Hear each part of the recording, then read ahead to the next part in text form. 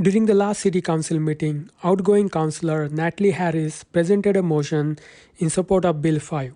Bill 5 is officially known as Stopping Harassment and Abuse by Local Leaders Act. The act would create a process for municipal councillors to remove councillors who violate workplace violence and harassment policies. The motion, which was passed unanimously, will reissue a letter of support endorsing Bill 5.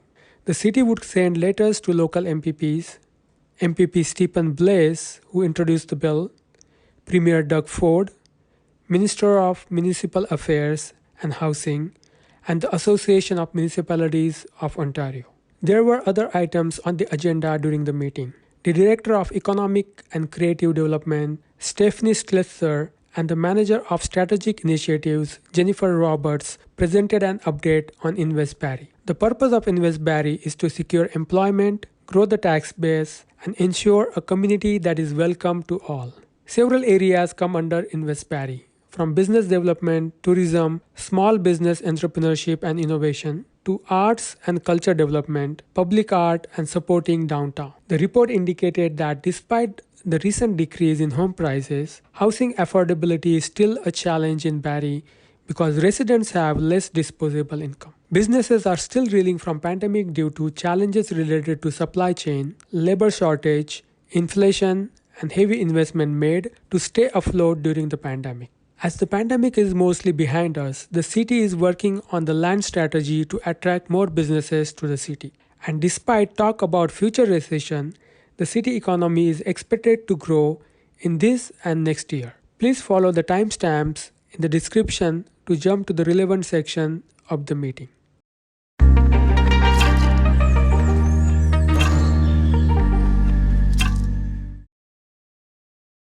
Tonight's City Council meeting is being held with most members of Council, the exception being Councillor Harvey, in the chambers. The Executive Management Team, City Clerk, and the Deputy City Clerk are in the chambers. Members of the Senior Leadership Team and other staff are available to answer questions in person and via video conference if those arise with matters on tonight's agenda. We do have several presentations tonight. We have direct motion later, and we have we have several awards and recognition items to start. The presentation will be at the end of the meeting and the direct motion near the end of the meeting as well. Our first item is confirmation of the minutes of the City Council meeting held June 27th, 2022 and September 12th, 2022 have been circulated. Are there any corrections to the minutes? Okay. Seeing none, minutes are adopted as printed and circulated. So the three presentations under awards and recognition, it's always a great pleasure and honor for me as mayor to recognize sports teams in our community and their accomplishments, and we have two here tonight. But before we get to that, we have a very important thank you to say, and that is to recognize Lori, Mark, and Finley Rimmer, and the representatives of the I Have Resolved Foundation for their donation of an accessible wheelchair swing for one of the city's public parks. I understand John and Janine Ditz from the I Have Resolved Foundation are here. Come on down, welcome. If you could just come down to the podium tonight to make the presentation, and I believe we've got the Rimmer family. There they are. They're able to join us virtually, and thank you so much for being here. So I will ask John and Janine to come to the podium there and make the presentation. Welcome to City Council. Turn that mic on. Doing a fundraising campaign all about inclusion. So we had over 50 gamers at the height of the pandemic doing online gaming for 18 hours straight, and it was all about raising funds towards your wheelchair swing. So we're happy to make this presentation as a result of that 18 hours of gaming, and we're super excited for Finley and all of the other people who this will benefit in the future. Thank you so much. I'll come, I guess, accept the check from you. Yes, but before I do that, Rimmer family, you're here. I don't know if you can, if you wanted to say a few words, but we'd be delighted if you did. Hi. Hi there. Hi. Yeah, we're just really, really excited, and we're really happy that Janine, Dawn, and I Have Resolve have put together this charity and this gaming event to raise money for the wheelchair swing, and we're so excited to see this happen. And we've driven by the park a bunch of times already to see the construction already happening, so it's very exciting, and our little guy family here is very excited. So I think it's going to make a huge impact in the community of Barrie. Yeah. Well, thank you so much for your very generous donation, and I know this is a project that's personally very important to you, and you wanted to do something for the community at large as well. And did you guys want to mention a little bit about the foundation, what you're up to? Sure, absolutely. So we started our foundation. After the loss of our son passed away from muscular dystrophy.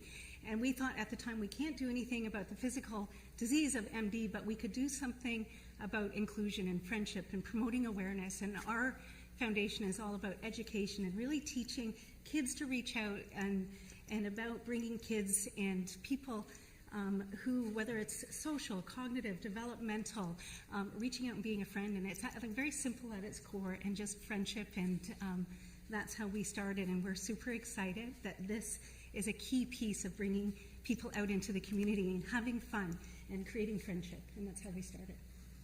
That's fantastic. Thank you so much. Thank you very much.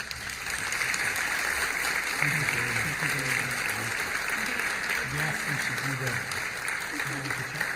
Yes, absolutely. Here. This way. Yeah. Okay. Here we go. Great. Thank you. Thank you.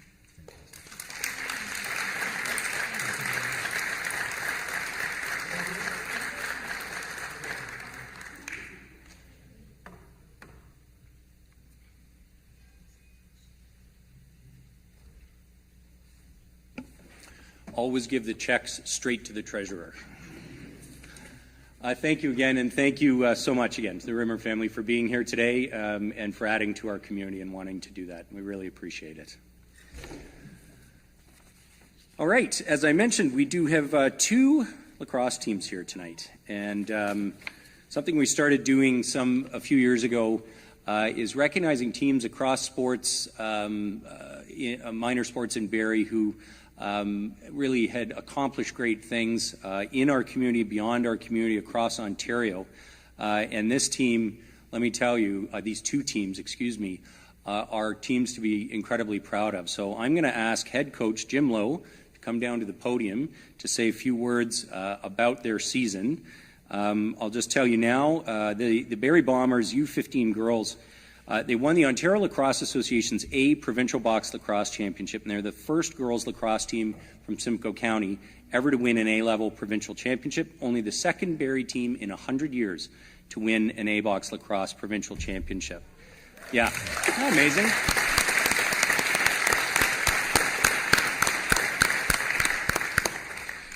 And I'll introduce the second part in a minute. So go ahead, Jim. I'll come join you at the podium. All right. Well, first of all, thank you so much for inviting our girls here today. Unfortunately, Wednesday is a big girls hockey night, so most of our players are actually on the ice right now. But we do have three of our most dedicated players here.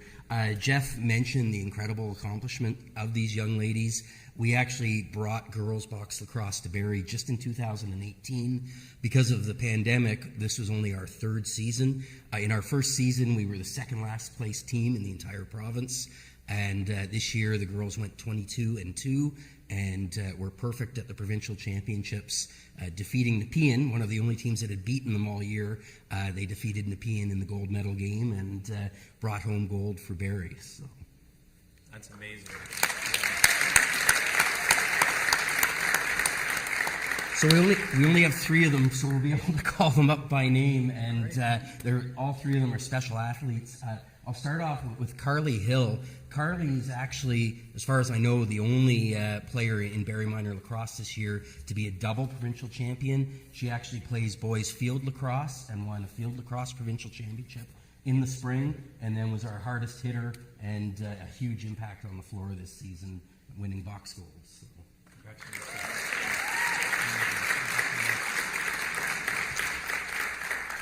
Tegan Setterfield was one of our assistant captains. This was her second season of playing lacrosse.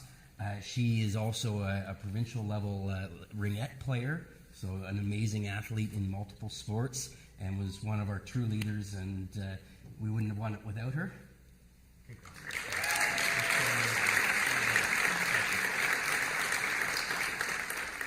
And then my daughter, Morgan Lowe, who is our goalie, and led girls lacrosse in shutouts this year, and got a shutout in the gold medal game to bring us home the championship. Morgan, you know this story. So 4 of our girls, unfortunately 3 of them couldn't be here, but 4 of our girls wound up qualifying to play on Team Ontario this year. It was the first time Barrie girls had ever made it to Team Ontario. So Georgia Whalen, who was the captain of our Barrie team, was one of the assistant captains of Team Ontario. Riley Black was an assistant on Team Ontario. Willow Davidson, and then Morgan in net.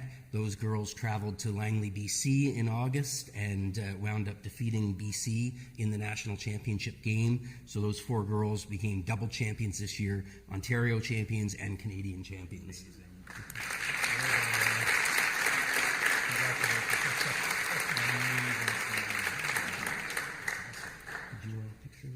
Yes, that would be great if you want to come down with Coach here. And Oh, I don't need to be in the picture. oh yeah, you got to be in the picture. You don't have a choice. Here, you guys stand in front. Yes. You know what? I'm going to get. Do you want to do it?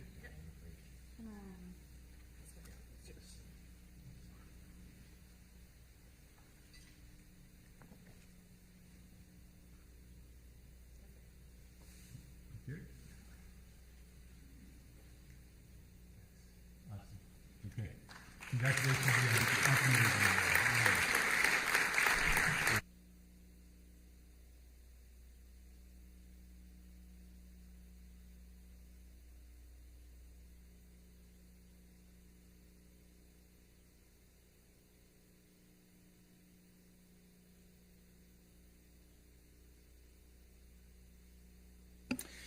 It's just incredible to go from starting off 4 years ago to that kind of success, especially in the middle of a pandemic.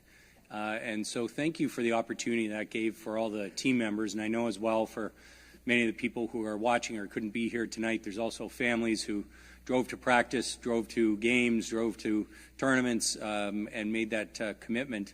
But for a team to go from not being in existence in 2017 to winning provincial and national championships with some of the players in the national team, that is just remarkable success. You've done Barrie proud. Thank you very much again. Congratulations.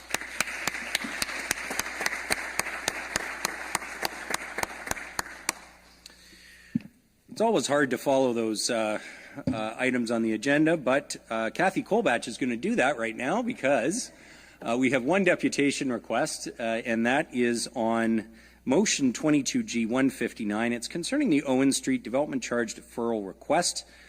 Ms. Kolbach, it's nice to have you in the chambers again, doing this in person, and of course you know well you have 5 minutes for your deputation. Welcome to City Council. Go ahead.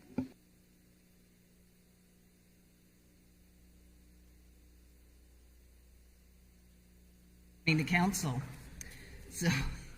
Good evening, Mayor Lehman and members of Council. I'm here this evening to share my view with you on deferring development charges for the Owen Street project. I have to say that I'm not in favor of this lame duck term of council making a decision such as this when several of you will not be returning to council for next term. It's my one and only chance to call you lame ducks too, by the way. You will be setting a precedent that has not been fully explored and leaving next term to council to deal with any fallout. Our provincial government continues to make decisions without proper public engagement or forethought as to repercussions municipalities may face when implementing these changes. When our DC charges are depleted, is the province going to beef up our funding? As this is a for-profit development, should they not already have all the funding in place? Shouldn't new developments pay for themselves? Playing the game of once we sell our units we can move forward to build stage has failed and continues to fail. 5 Points development was one such failure. And this existing development has also changed ownership since the original rezoning was approved. Why should large developments use the city of Barrie as a banking option? Shouldn't they be at the table with funding in place? Why should our tax dollars be used to fund them putting shovels in the ground? I would be worried that they cannot build this project to begin with. Perhaps a red flag here? How do we guarantee that these 223 units remain rental stock, and how many of these 223 are tied to affordable units? None. As of this afternoon, I was told by our planning staff that 160 units are assisted living, 118 are condo. Is any part of this development considered institutional, i.e. assisted living, and will they be further able to access additional development charge deferrals? If we are in such a housing crisis, which we are, shouldn't council be insisting on those 10 to 15% affordable units being built and not accepting money in lieu of? Council can do better. Will they be paying DC upfront charges for the 50 units, and how much will that be? I'm sorry, I couldn't figure out the math. How much funding are we losing in the first year at a rate of 5.15% interest in offering the first year interest free? What I heard last week was approximately $500,000. We're not even sure of that number, as we don't have all the details available in terms of unit designs. I realize that inflation and the pandemic have driven up costs of everything, and if this impacts new developments, maybe developers should be building what they can afford, not overextending and building unaffordable units. On a go-forward basis, how does the city determine who is eligible and where will this end? We definitely need to create policy around this sooner rather than later. As taxpayers, we should not be put in a position to be concerned about cash flow and capital projects as a result of these changes. Lord knows we need road improvements, transit improvements, policing improvements, and hoping that you don't need to rob Peter to pay Paul. As of July 2022, $50 million is in reserve, but by the end of 2023, development charge reserves are forecasted to be overcommitted by $145 million. That's a frightening number. Will we as a municipality be borrowing from the bank to finance these development charge referrals on a go-forward basis? Seems to me that there are legitimate questions to be answered before finalizing any commitment. How have you as council taken all of this into consideration? Are you making the best decisions on behalf of your tax-paying constituents? I don't believe this applicant has refused to put shovels in the ground without these deferrals, so I expect my city council to put the proper thought and detail into any amendments or deferrals to the next term of council. Even with the application of building permit, the building permit within 120 days of final approvals, what is the sunset or expiry clause on building permits? So if they get their building permit within 120 days, do they have 5 years, 10 years to build, or do we have to wait and see what happens? How does this guarantee the development gets built and not flipped again? I thank you for your time and consideration this evening, and I'm happy to answer any questions. Thank you. Thanks very much for your deputation, Ms. Kolbach. Any questions of the deputant? Okay, I'm not seeing any. Thank you very much okay, thank for you. being here. And that matter is up very shortly on the agenda. Okay, first though, we have a tax application matter. Deputy Mayor Ward, do you have the motion? I do. Moved by myself, seconded by Councillor Thompson, that the list of applications submitted to Council for the cancellation, reduction, or addition of taxes dated September 21st, 2022, submitted by the Treasurer in the amount of $49,990.65 be approved.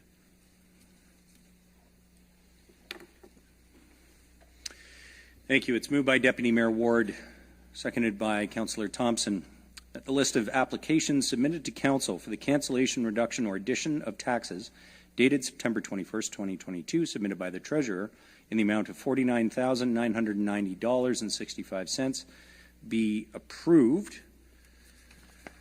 Ms. Cook, have we received any objections to this application for cancellation, reduction, addition of taxes? No, Mayor Lehman, I have not. Mr. Miller, same question. Have we received any objections? No? Okay.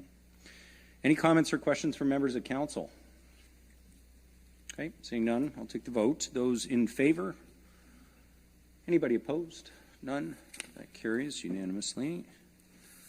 Thank you. Okay, that brings us to the committee reports from last week. Deputy Mayor Ward, General Committee report from September 12th. Moved by myself, seconded by Councillor Thompson, that Section A of the General Committee report dated September 12, 2022, as circulated, be adopted.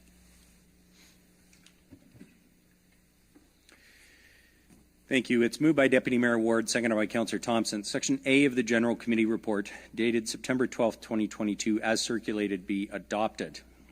These are the consent items from last week. Briefly, those are the confidential litigation matter regarding a zoning bylaw amendment application on Essa Road, Cuthbert Street, no parking anytime, surplusing city lands for inclusion in an industrial development proposal, the business plan status report, second quarter report, the delegated authority to staff to execute non-disclosure agreements, that's for our internal auditor, expropriation of Mapleview Drive East, this is for a road expansion project, and the expropriation for the Huronia Road improvements, Lockhart to south of Mackay East. Those are the consent items. Comments or questions on any of these? Okay, seeing none, I'll call the question. Those in favor? Is anyone opposed? None. That carries. Section, I think it's, is it B or C? C. C, yeah, go ahead. Moved by myself, seconded by Councillor Thompson, that Section C of the General Committee report dated September 12, 2022, as circulated, be adopted.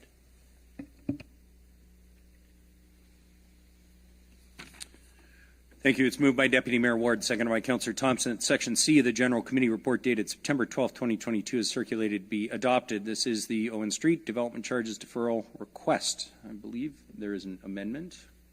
Go ahead, Councillor Riepma. Thank you, Mr. Mayor.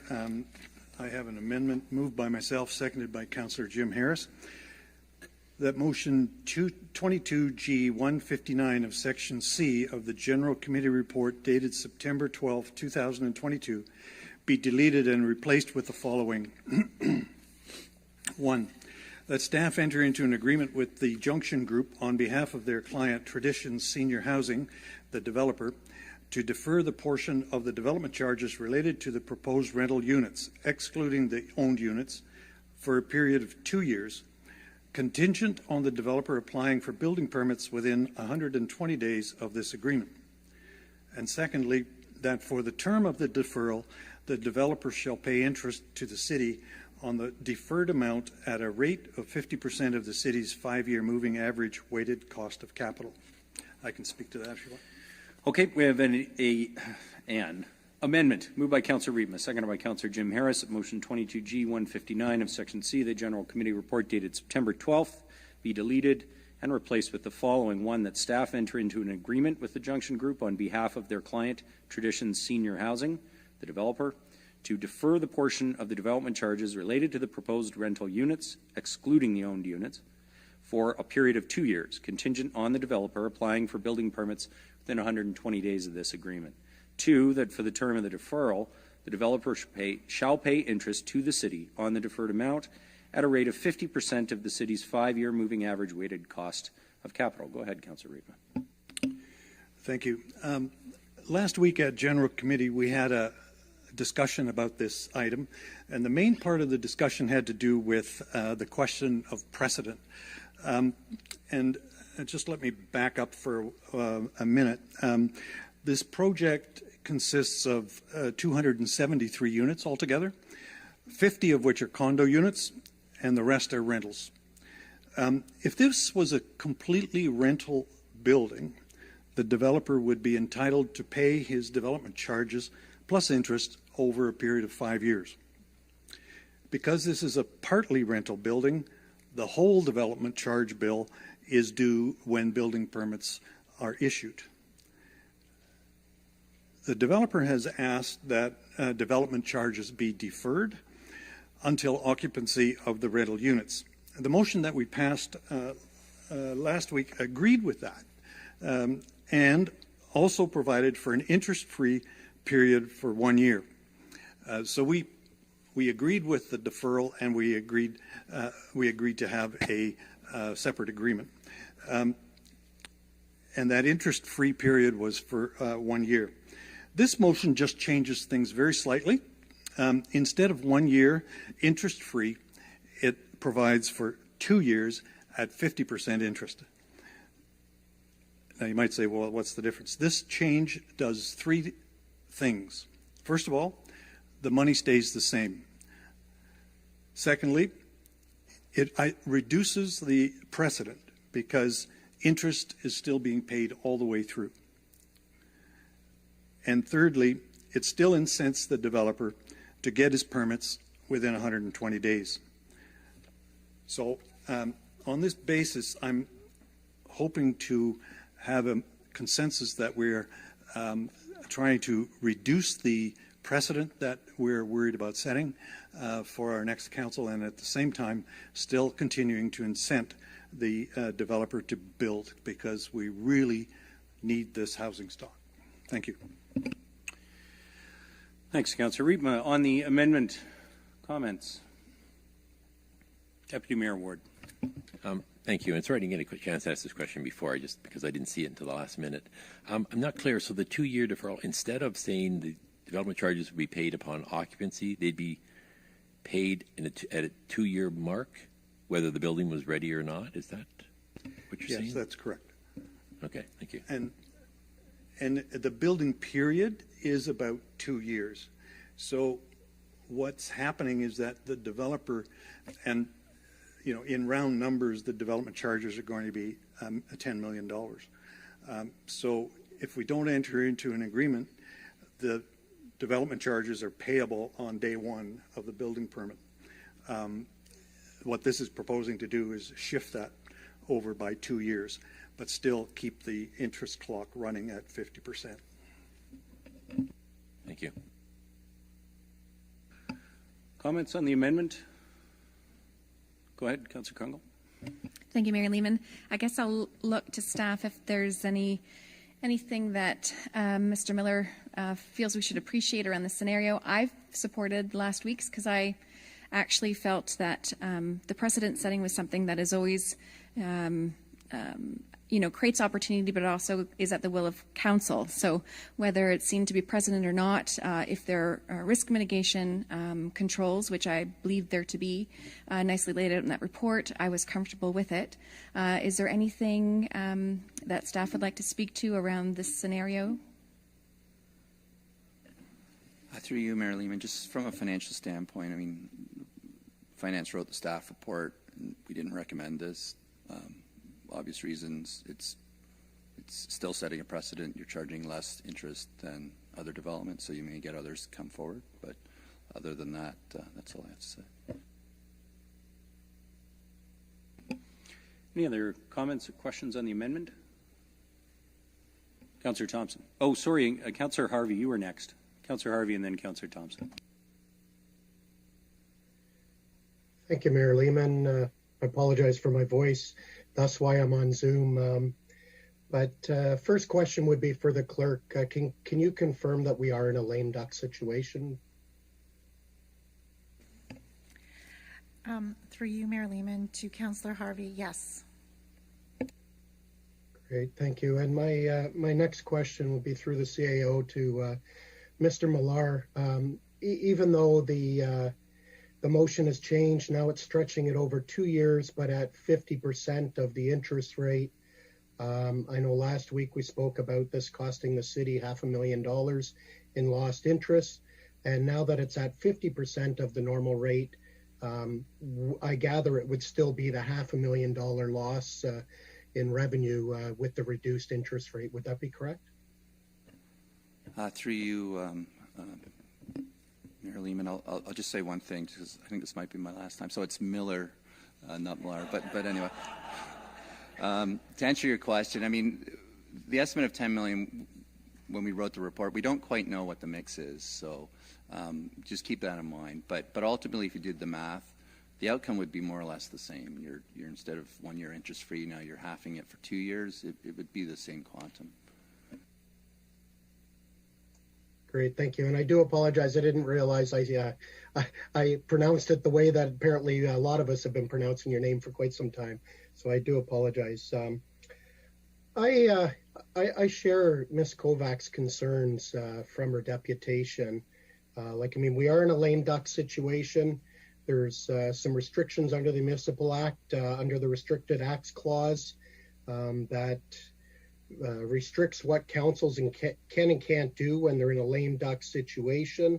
And one of those is undertaking any new spending over $50,000 that isn't already approved by budget. Now, this might not 100% fall in line with that definition, but it's still placing approximately a $500,000 liability on the next council. And I have a problem with that, especially as one of the returning council members, that we're making decisions that are going to affect that next council.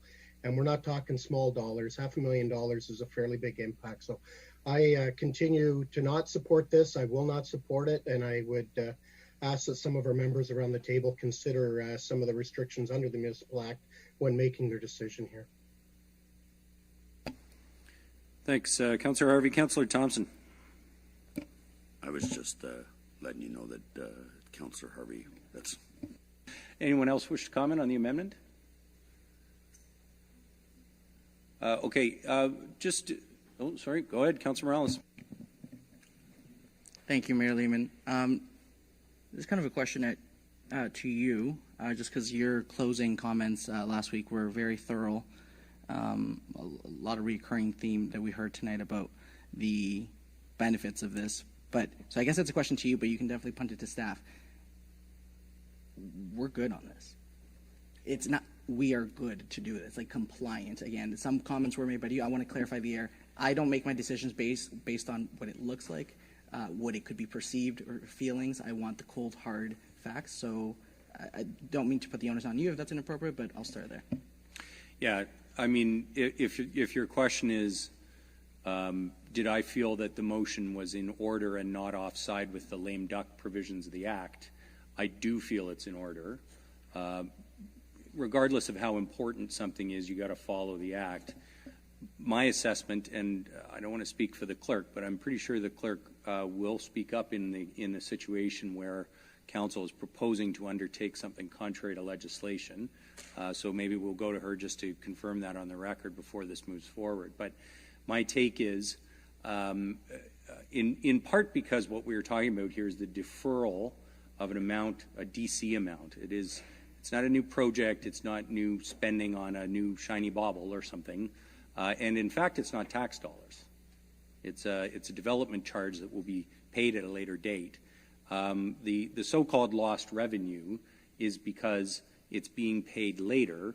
And in theory, if we were receiving the money now and we could put it in the bank and we could make 5% on it, that's the money we're losing out of the development charge account. That's a DC account, which actually does matter here. But your simple question was whether or not this was contrary to the lame duck provision. My take is it isn't, but let's go to the expert. Ms. Cook. Through you, Mayor Lehman, no, it's not contrary to the lame duck provisions. Perfect, thank you. Any other comments on the amendment? Yep, Councillor Thompson.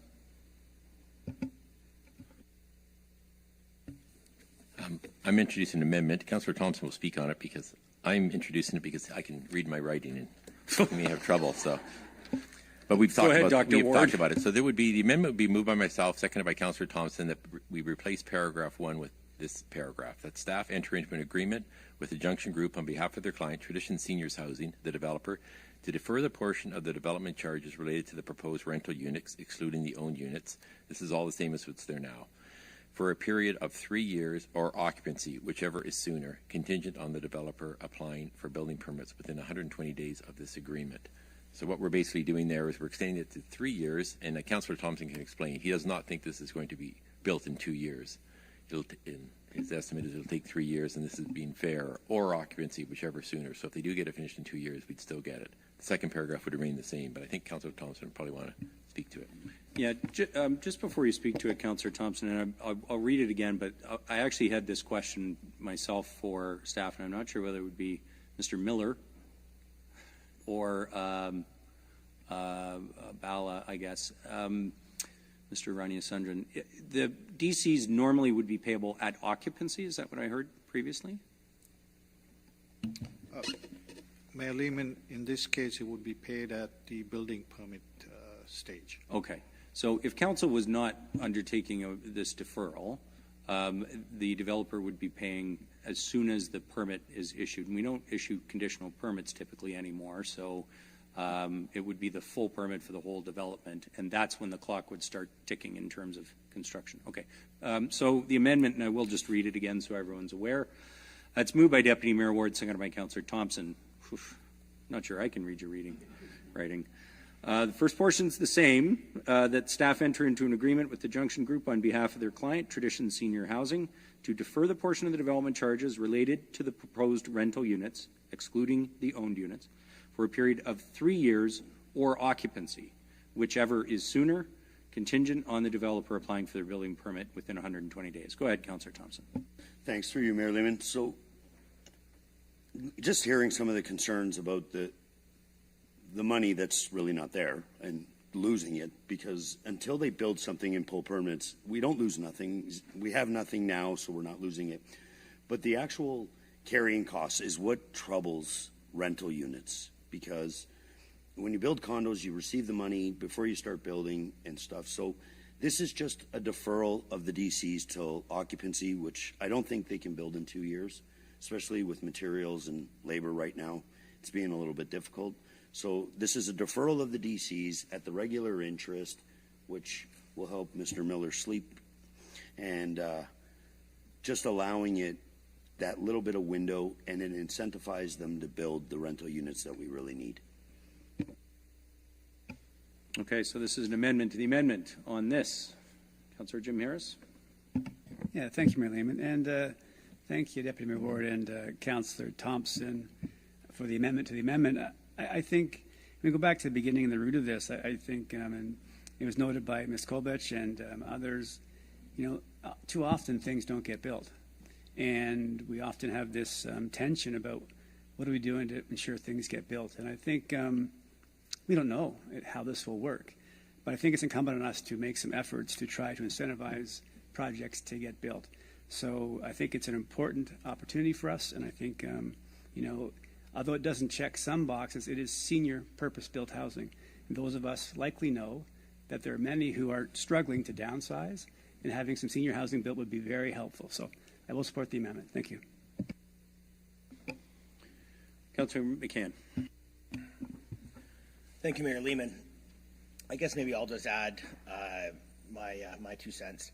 I was betwixt and between last week because I really thought that this maybe wasn't the best business decision, because maybe it was setting a precedent. But I actually took the time to call up the owner of the project, and he is very motivated to get this project going forward, and I believe him so. And just to agreeing with other council members around the table, there's 273 rental units.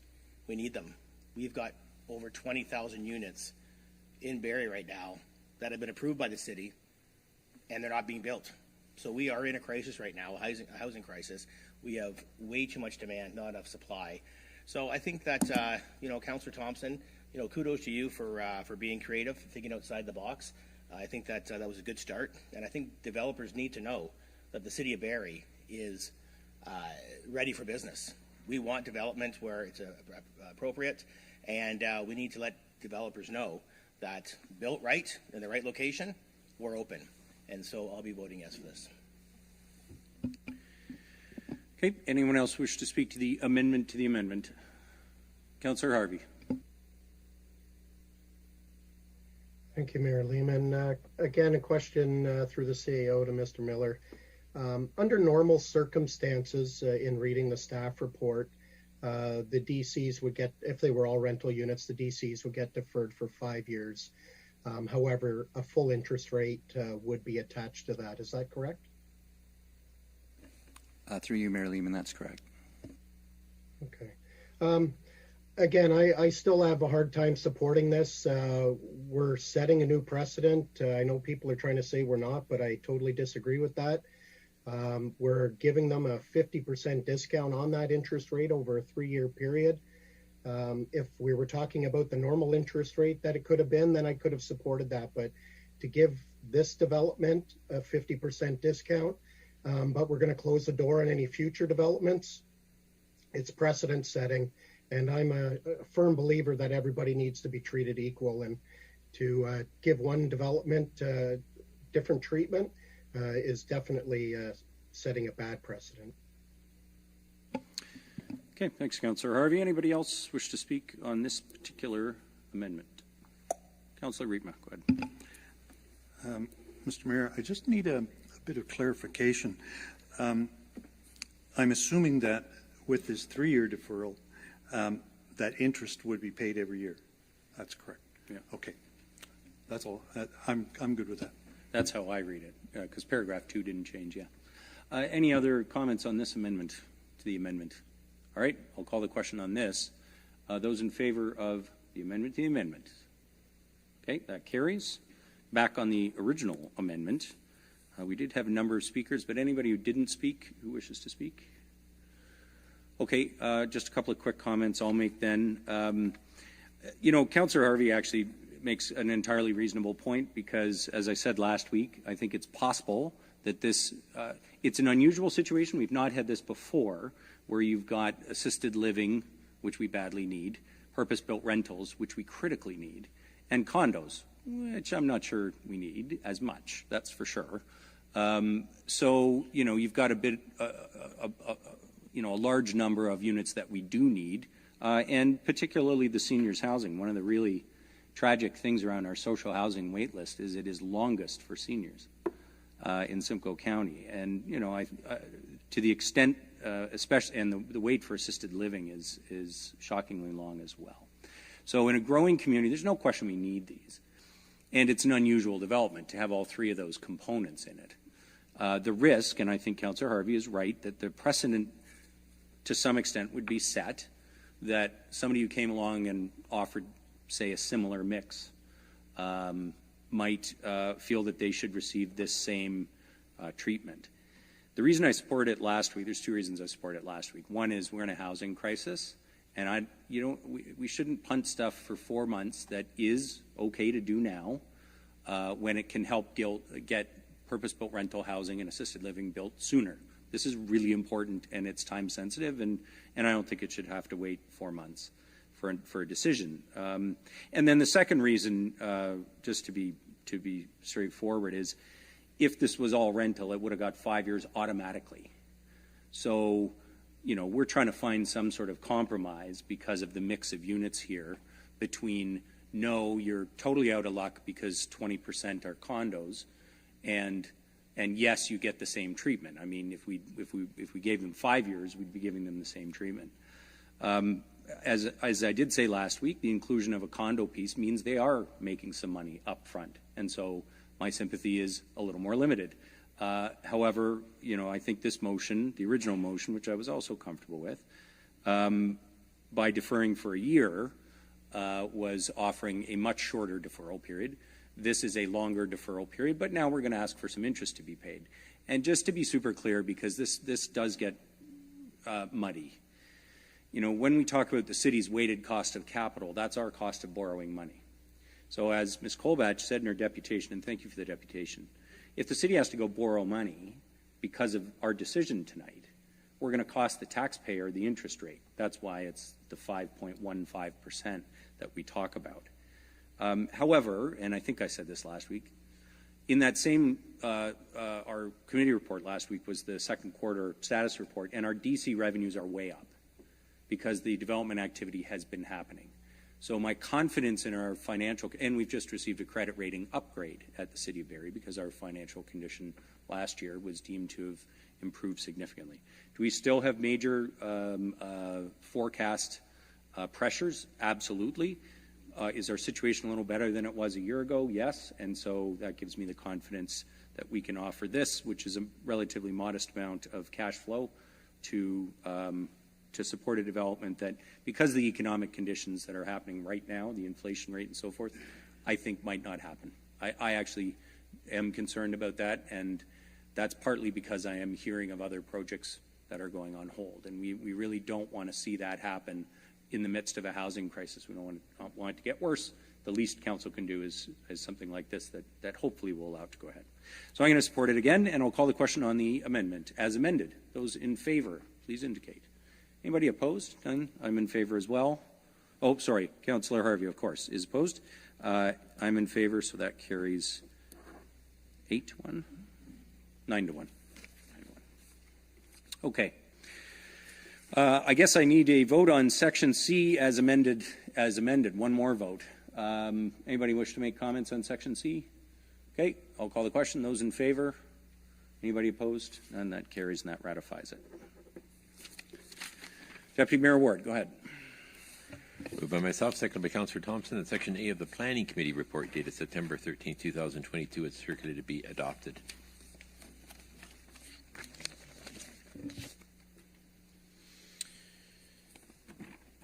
All right, it's moved by Deputy Mayor Ward, seconded by Councillor Thompson, that Section A of the Planning Committee report dated September 13th, 2022. It is actually the wrong one. We need Section D of the General Committee report. So just like Anchorman, I just read what's put in front of me. It's terrible. Not good. Yeah. We did. Sorry, I thought there was a second one. No, you know what? Deputy Mayor Ward's correct, I think.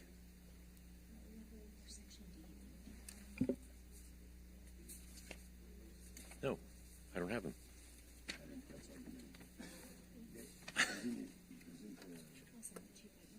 Okay.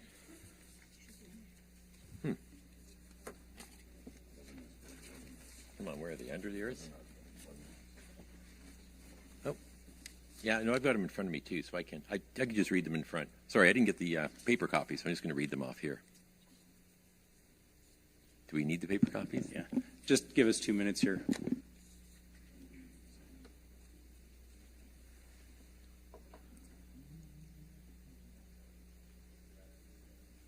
Nope. Clerk's absolutely right, but we do need the motion forms. Sorry to insist, but that's how we make sure we have a clear written record of what council's approved. So.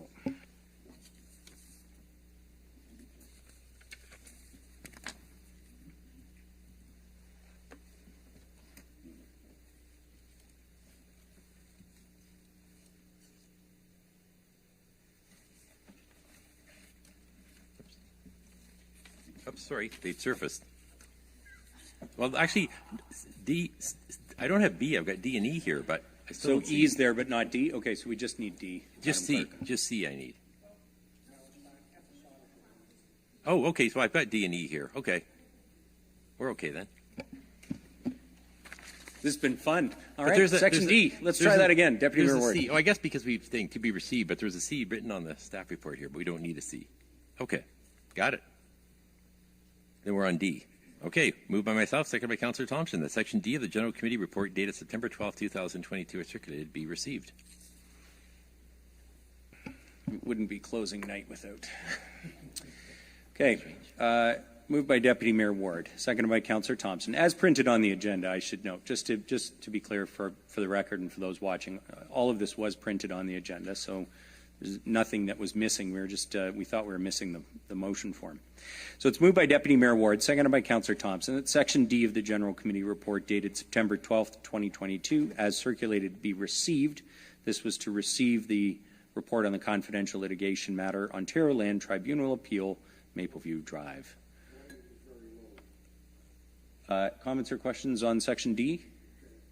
Okay, seeing none, I'll call the question. Those in favor of Section D? Anybody opposed? That was just to be received. Section E, please. Moved by myself, seconded by Councillor Thompson, that Section E of the General Committee report dated September 12, 2022 is circulated to be adopted.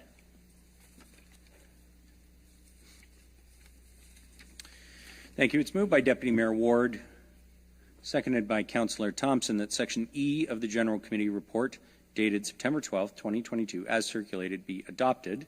This is a motion regarding the Ontario Land Tribunal Appeal and Ontario Land Tribunal Appeal on Mapleview Drive. Comments or questions on Section E?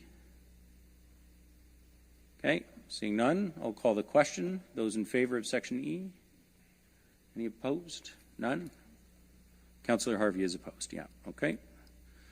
The no vote is recorded, and that carries 9-1.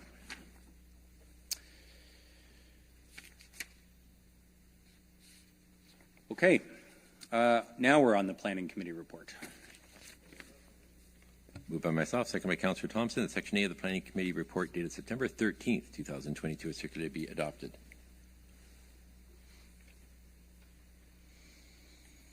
Thank you. It's moved by Deputy Mayor Ward, seconded by Councillor Thompson, that Section A of the Planning Committee report dated September 13th, 2022 as circulated be adopted. This is an application for zoning bylaw amendment at 219 Bayfield Street, OPA and zoning bylaw amendment for 140 Lockhart Road, and the Community Improvement Plan grant approvals summary report for February to April of 2022. These were the consent items at Planning Committee last week. Comments or questions? Seeing none, those in favor of Section A? Anybody opposed? None? That carries. Section B, please.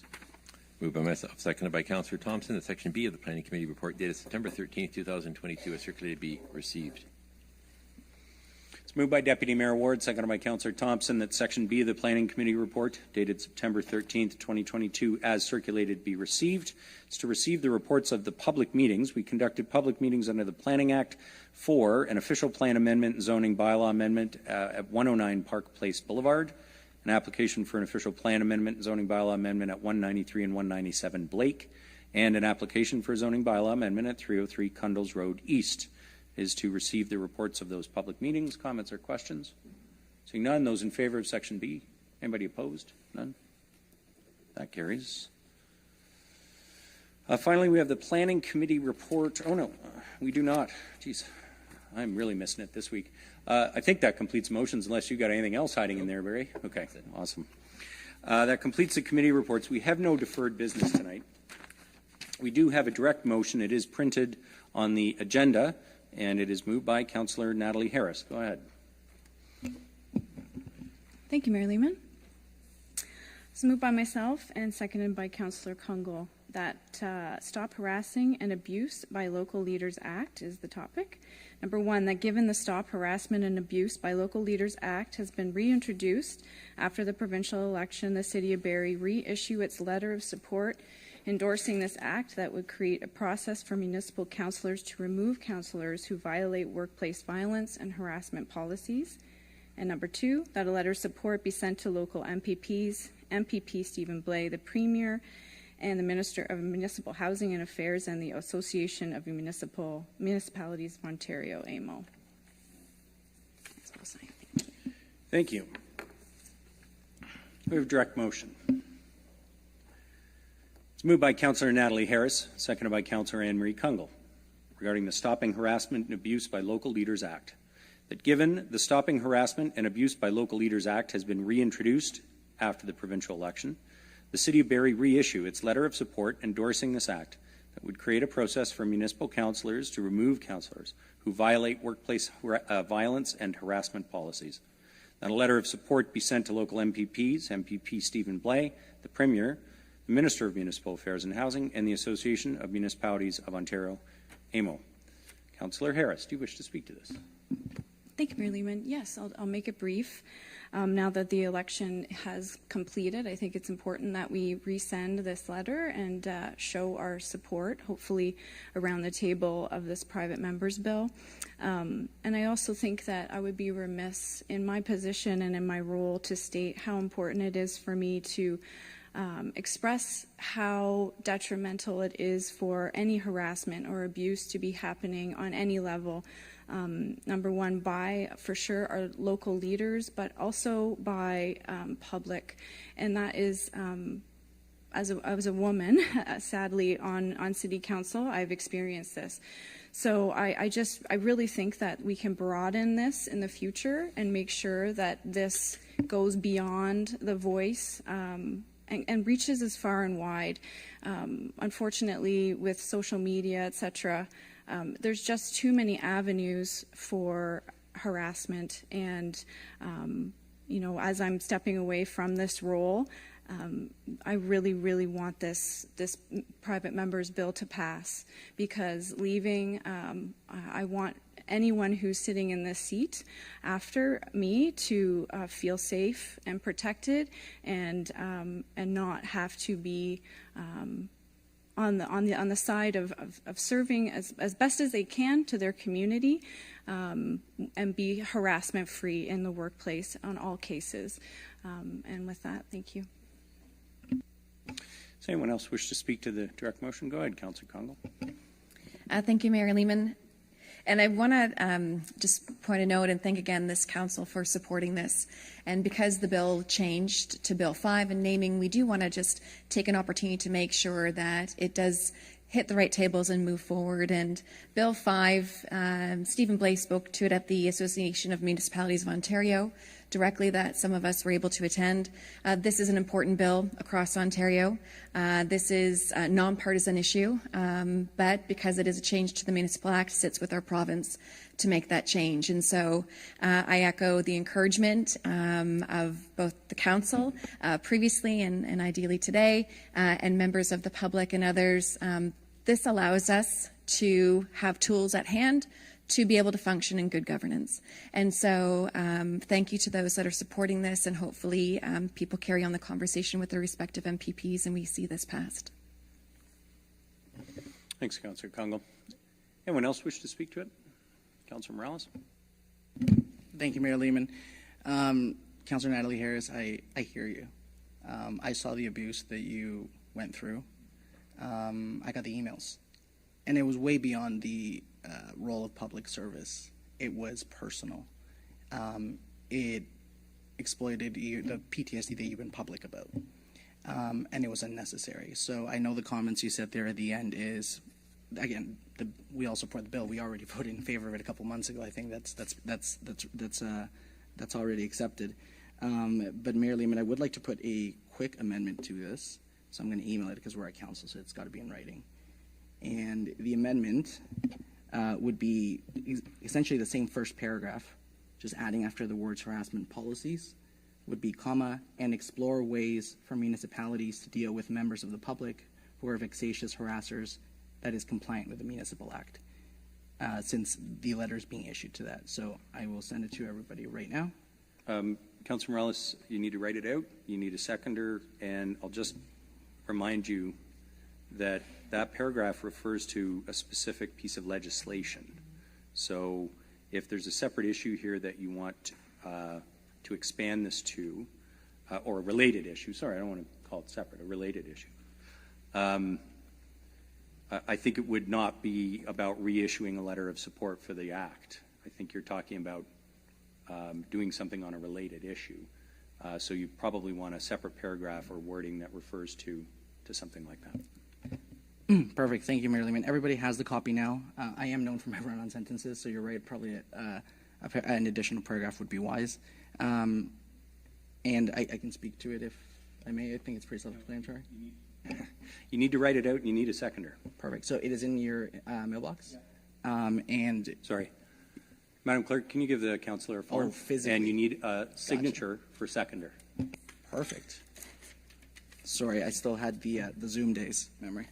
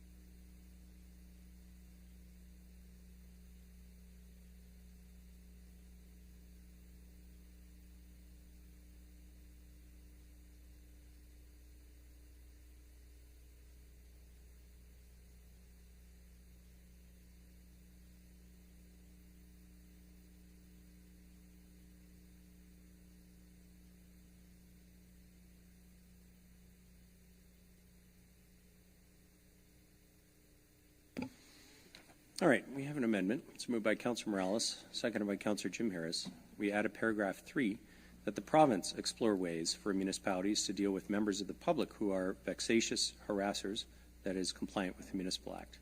Go ahead, Councillor Morales. Thank you, Mayor Lehman. I think Councillor Natalie Harris's comments touch based upon this.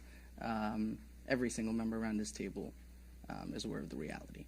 And obviously legislation has to be compliant with the Municipal Act. If not, the Municipal Act has to be amended. So I think that is a good catch-all. It might have been opportune to have this in a separate discussion, but it's very related, not only because my colleague brought it up, and, you know, as she said, she'd be remiss if this wasn't all captured.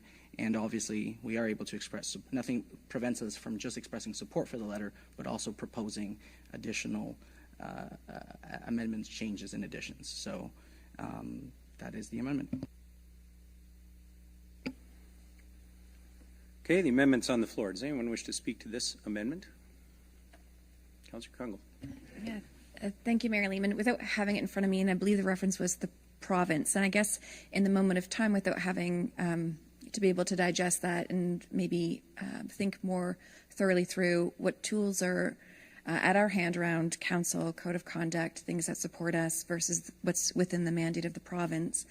At this time, unless staff can speak to it, I would almost think that it would be great to have a broader conversation about the tools that we need as elected officials around our own supports. And so I am hesitating because it's coming kind of also on the table and not related to the legislation that I'm familiar with and comfortable voting on paragraphs 1 and 2 at this time, but would rather defer 3 and have a conversation or bring back some more information. If we could ask staff to share something in advance of being maybe having general committee meeting in the future and having more open dialogue versus being a bit more closed off to only being able to speak once to this and exploring it more further. Thanks, Councillor Kungl. Other comments on the amendment? Councillor Riepma.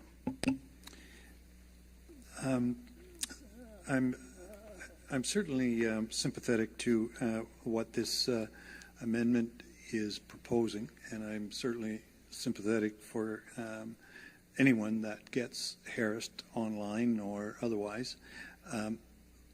My difficulty with it at this moment is that I think it is really important to focus on Bill 5 and make sure that the province passes it, and then we can have a larger discussion about how to avoid the other aspects of harassment. I don't think we want to water down what we're proposing and asking the government to do.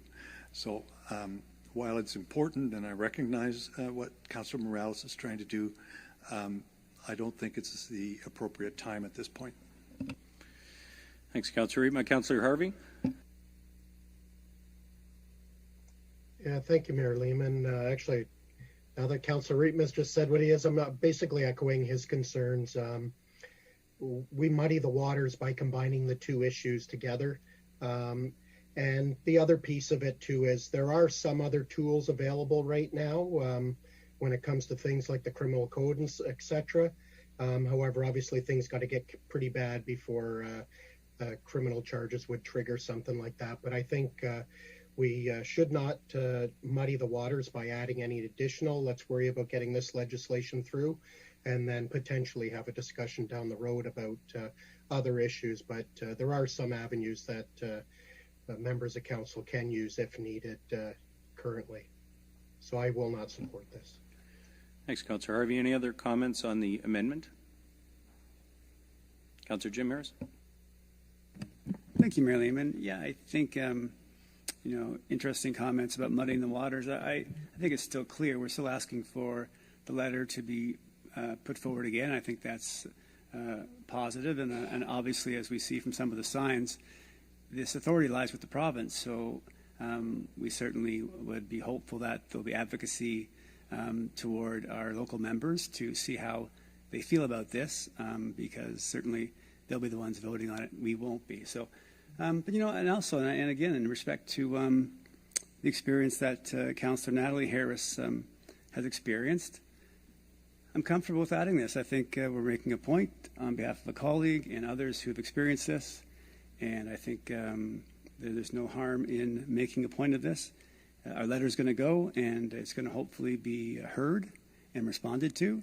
So I'm happy to include this. So I'll vote for it.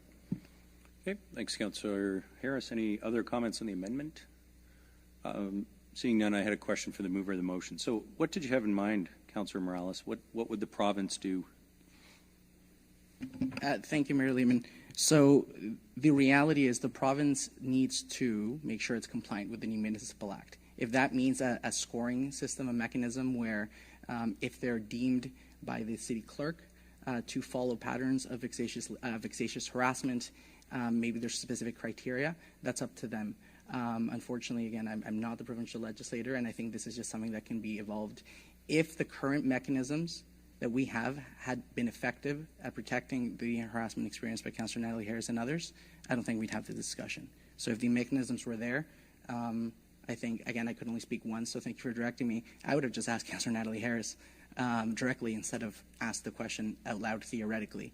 I think it's important to act, I've seen too many times in politics, not necessarily on purpose, but there's no faster way of ending a discussion than referring it to committee.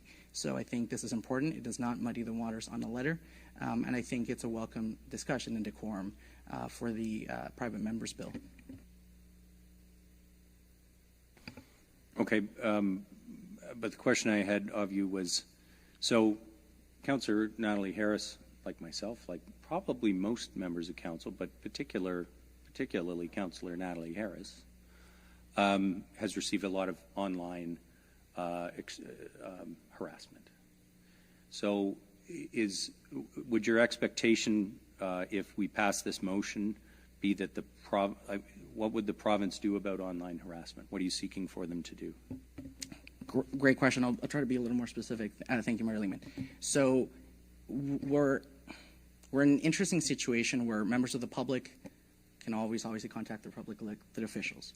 But now with the accessibility of new forms of media, online social media, it's not just sending a letter, it has taken it to a new level. I think we've all seen national policy, and this is not the same, but for example, there was new bullying legislation when people encouraging people to commit suicide, unfortunately youngsters, that got tabled and brought forward federally. So things continually evolve. So as a result, I've actually talked to this integrity commissioner, and she says, I am aware of members of the public who are what may be classified as vexatious harassers. There's no mechanism in the code of conduct right now. If it gets really bad, the most that she can recommend is that they now go through the mayor's office instead of that specific counselor. But currently, there's no mechanism.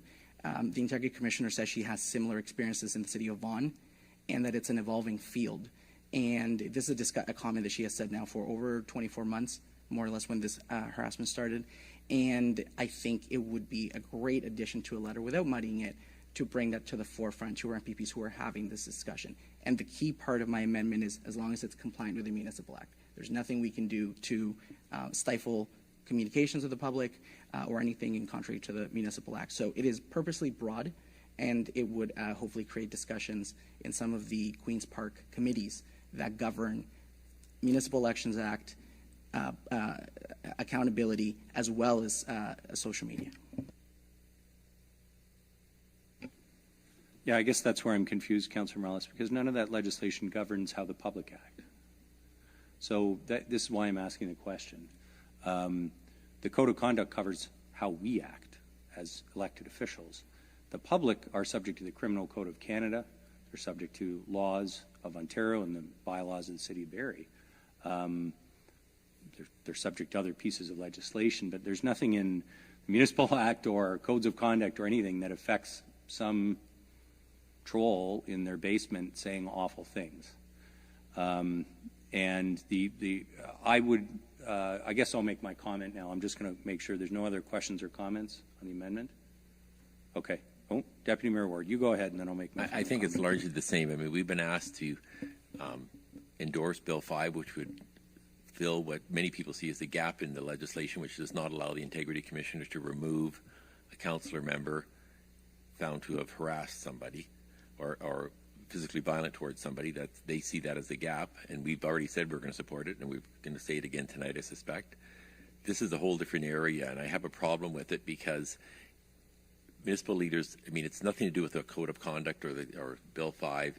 You know, harassment of people online is a problem, not just for councillors, it's for many people out there in the public.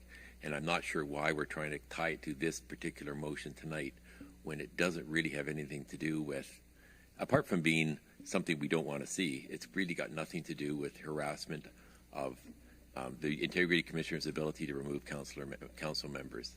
You know, that's not something the Integrity Commissioner is going to be involved in, people harassing people online, unless it's a councillor. It's just another issue. So I have a real problem bringing it in tonight and taking away from what this particular motion was directed towards, and that is giving the Integrity Commissioner more powers to remove councillors. Your second part of the motion really has nothing to do with that, and that's why I have a problem with it. If you want to bring it back in a future meeting, I'd welcome it, but I don't think it's got anything to do with the motion that's on the table tonight. In fact, I think it's probably out of order. Yeah, and thanks, Deputy Mayor Ward. I thought about whether it was out of order or not. I always, for 12 years, have fallen on the side of permitting discussion, and especially tonight because this is the last council meeting before the municipal election. And so, if it's not at least discussed tonight, then you know it won't be on the floor for months. So.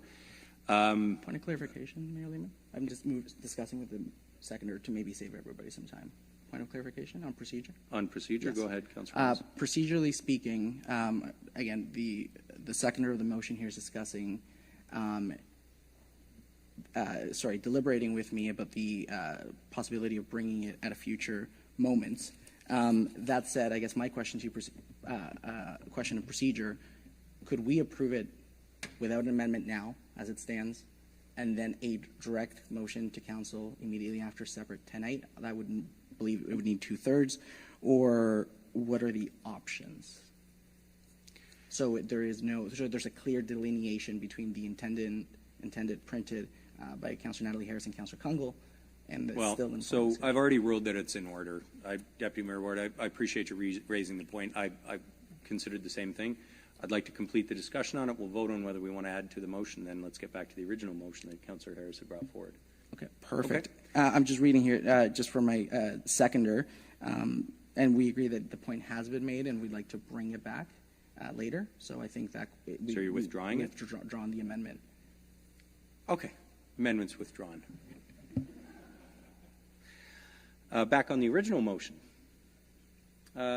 Did anybody not get to speak on the original motion that wanted to? Okay. Nobody else wants to speak on it? Okay. Because you raised it in your comments on this motion as well, Councillor Harris, I did want to address it because, you know, I've had to have police protection. Some of the stuff that gets sent to elected officials is appalling. It's appalling, and there should be accountability for it. But we live in this world where people are able to send messages and evade accountability for the kind of things they say, that no matter how hateful, upsetting, or violent. And the stuff that was directed at you is not acceptable either. So the stuff that's happened to other elected officials, Catherine McKenna in Ottawa, I mean, Jagmeet Singh in Peterborough, the treatment of elected officials is one of the reasons why people don't run for office anymore. And it's unacceptable. So I want to be really clear that I had the same problem with this particular amendment, Councillor Morales. I have no problem speaking out about that issue, and I feel very strongly about it as I'm leaving office.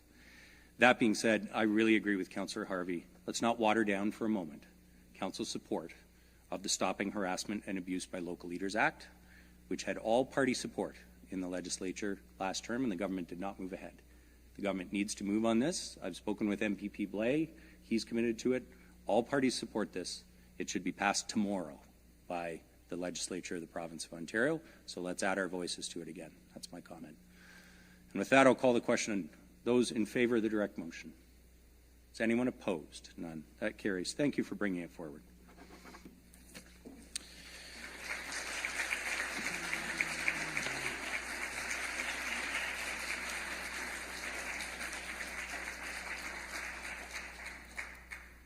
Okay, we're going to talk about the economy now. We are moving to presentations. We have one presentation tonight. It is an Invest Barrie update, and I will call on Stephanie Schlichter, the Director of Economic and Creative Development, Jennifer Roberts, Manager of Strategic Initiatives, to provide presentation.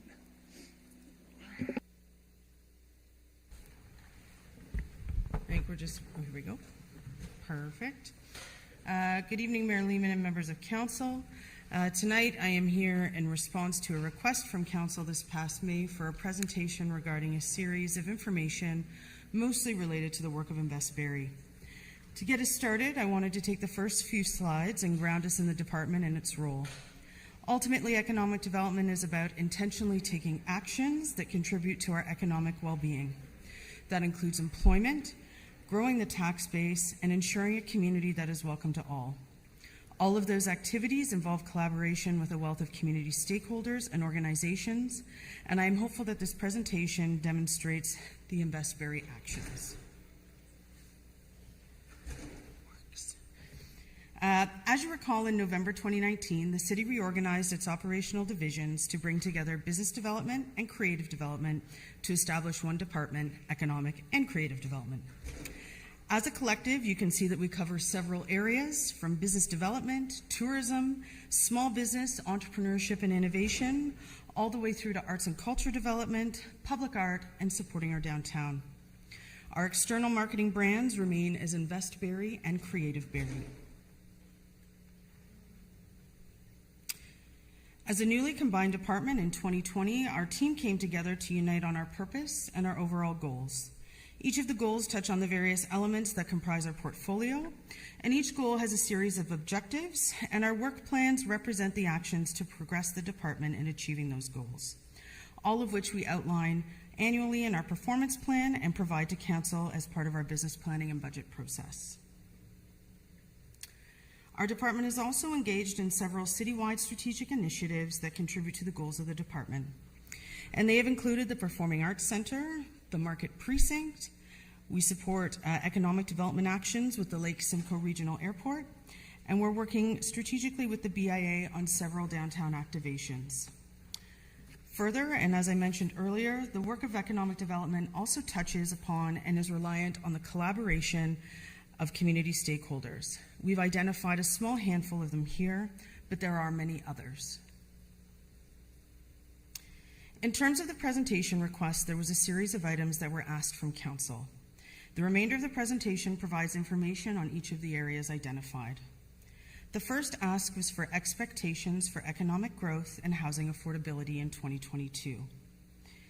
This type of analysis is typically more macro and speculation that is generally outside of the scope of our research. However, we have sourced and documented some of the current trending that exists.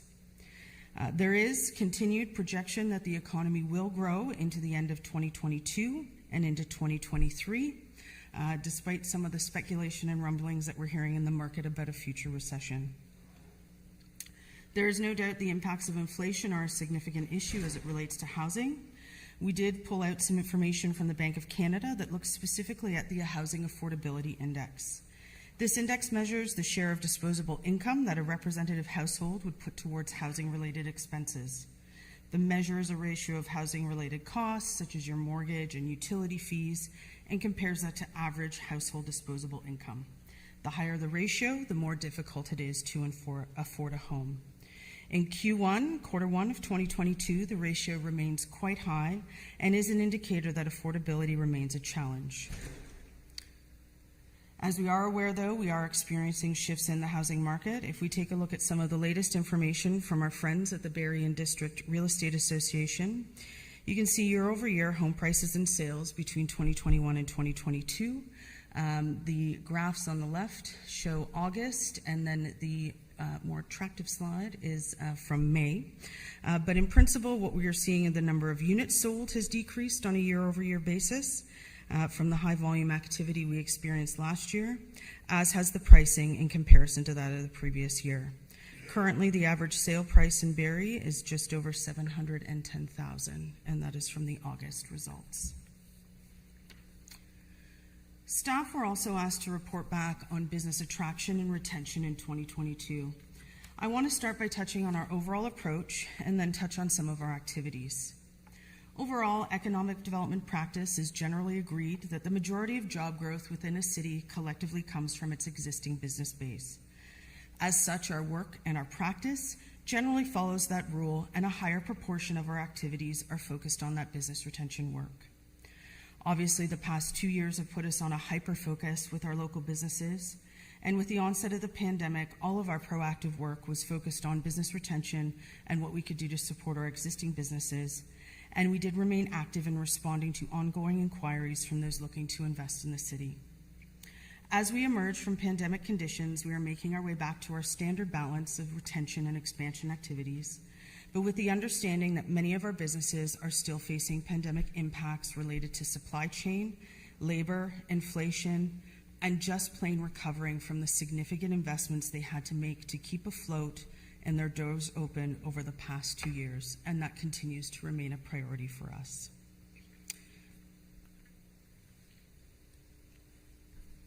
Dave.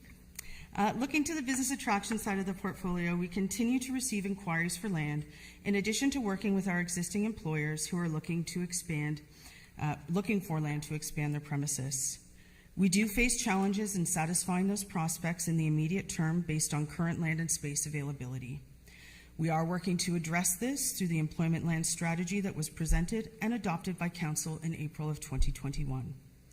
The goal of the employment land strategy is to provide the City of Barrie with feasible options for getting appropriately sized, serviced, shovel-ready employment land ready for business investment sooner rather than later, which will improve Barrie's economic competitiveness overall.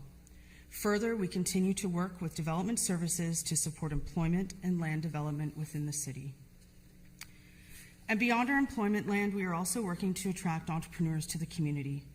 Their needs can often be more easily met in terms of space, and supporting entrepreneurs in their growth and scalability is also a key driver of employment. The entrepreneurial ecosystem in Barrie is truly second to none, and with our small business center and our partners at Henry Bernick Entrepreneurship Center, the Sandbox, Georgian Angel Network, Chamber of Commerce, and DMZ Innisfil, to name a few, we are making great strides in attracting businesses and entrepreneurs. To that end, we just recently completed a digital campaign with the National Post featuring the city as a destination for entrepreneurs, and it tells the story of two of our local entrepreneurs and why they chose Barrie to stay in the community and grow in the community. The campaign far exceeded our expectations, with the article receiving 156,000 impressions, and our website, focusing on entrepreneurs and startups, experienced an 8,560% increase in page views just in the first 3 weeks alone.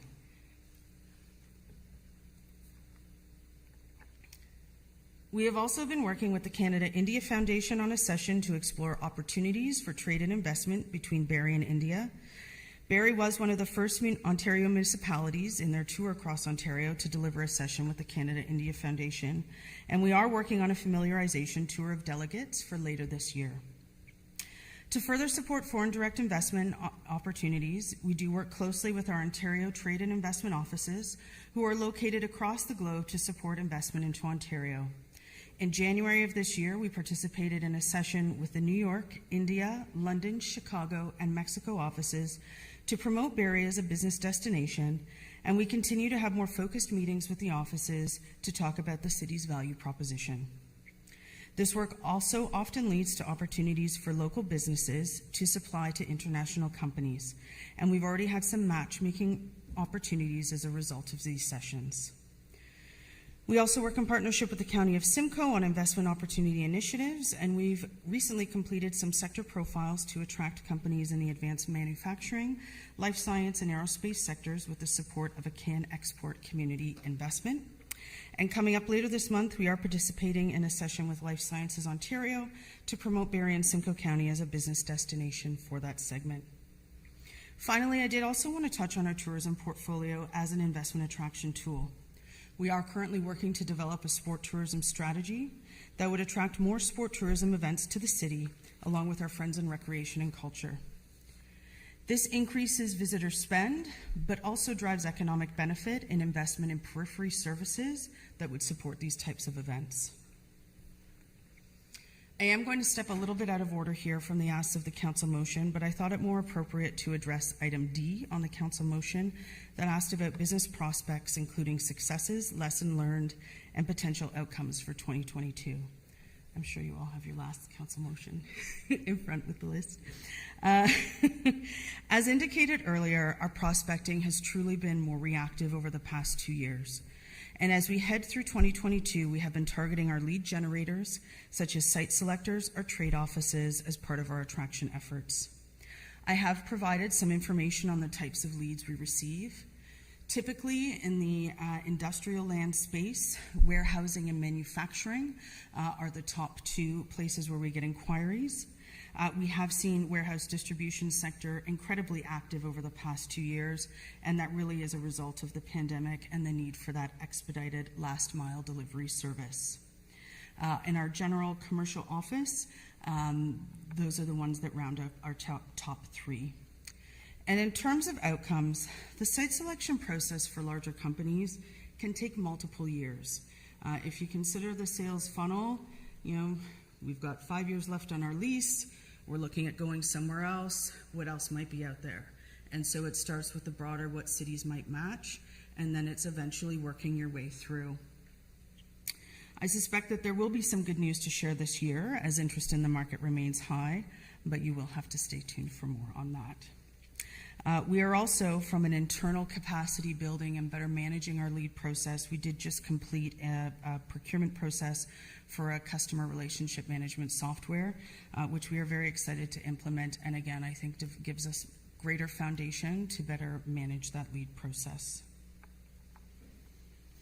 Heading back to business retention, as discussed, we have been heavily focused on COVID response and recovery. We did deliver to Council a COVID recovery action plan that was developed through consultation with local businesses, stakeholders, and the general public to identify local initiatives to help the recovery process. I think the great news coming out of that is that it has led to programs that are likely to become staples that support our businesses and make our community more vibrant. These include patios everywhere, open air Dunlop, digital Main Street, and brightening barriers. And it's a good thing you waited and deferred this until September so that I have the opportunity to deliver the news that we, in addition to the award we received from the International Economic Development Council in 2021 for our business recovery kits, it was just announced that we received the Bronze Award in the Neighborhood Development category in the International Economic Development Awards for the Brightening Barriers Artist Designed Patio Enhancement Project. So we're pretty excited about that.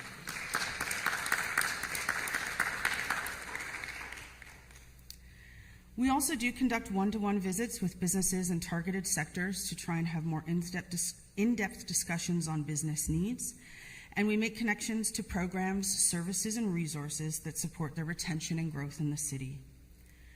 Through the Business Data Survey program that we implemented last year for the first time, we now have the ability to get in front of all of our businesses on an annual basis in our industrial and commercial employment areas. Last year was our inaugural year where our students visited more than 4,300 businesses. They bring back issues and information that they hear back from businesses, and we leverage the opportunity to bring information on the resources and tools that are available to our businesses as part of that process and to better engage them and be responsive to their needs. We did just wrap the 2022 survey. We had a 75% response rate, so we are certainly seeing more engagement from our businesses, and we really look forward to delivering to you our year-over-year insights. No, I'm going backwards. Let's go forwards. And finally, we also look to support business retention in key sectors through innovation programming. This includes the Manufacturing Innovation Summit, which, if you want to mark your calendars, is October 19th, the Mayor's Innovation Awards, the Accelerate Summit, October 25th to 27th, and we will also deliver seminars, and we participate in global trade shows with local companies to not only promote Barrie, but also to drive trade and expansion within our existing businesses. And further, the city's ongoing commitment to the arts and culture sector through Culture Days kicks off this Saturday, the Arts Awards November 16th, and our Arts and Culture Investment Fund further supports retention and growth of that sector. Council also asked where businesses have asked for assistance through the 2018 to 2022 term. We've highlighted the top requests, and sitting at the very top is talent attraction and retention. Across almost all of our sectors, our employers are looking for people to fill positions across a variety of skill sets. A high volume of development activity that we are experiencing right now, along with our low vacancy rates, has resulted in more requests from businesses for the Invest Barrie team to help assist them through the development process and in supporting them in finding available land and space. And through our COVID recovery consultations, we heard several areas of assistance for where to apply and find funding to mental health supports and specific sector supports. And while we continue to address all business assistance requests, I wanted to speak directly to the talent issue and how we are supporting.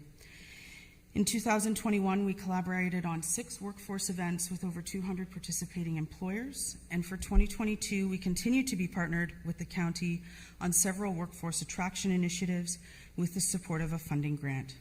This includes job fairs, there's one coming up next week, September 28th, work with our skilled trades, a workforce conference for employers, amongst many other. And then this past December, Council approved Invest Barrie applying for the Skills Development Fund. We were successful in bringing over $1 million to the city from the province to deliver a skills development program targeted to our manufacturers in partnership with Georgian College.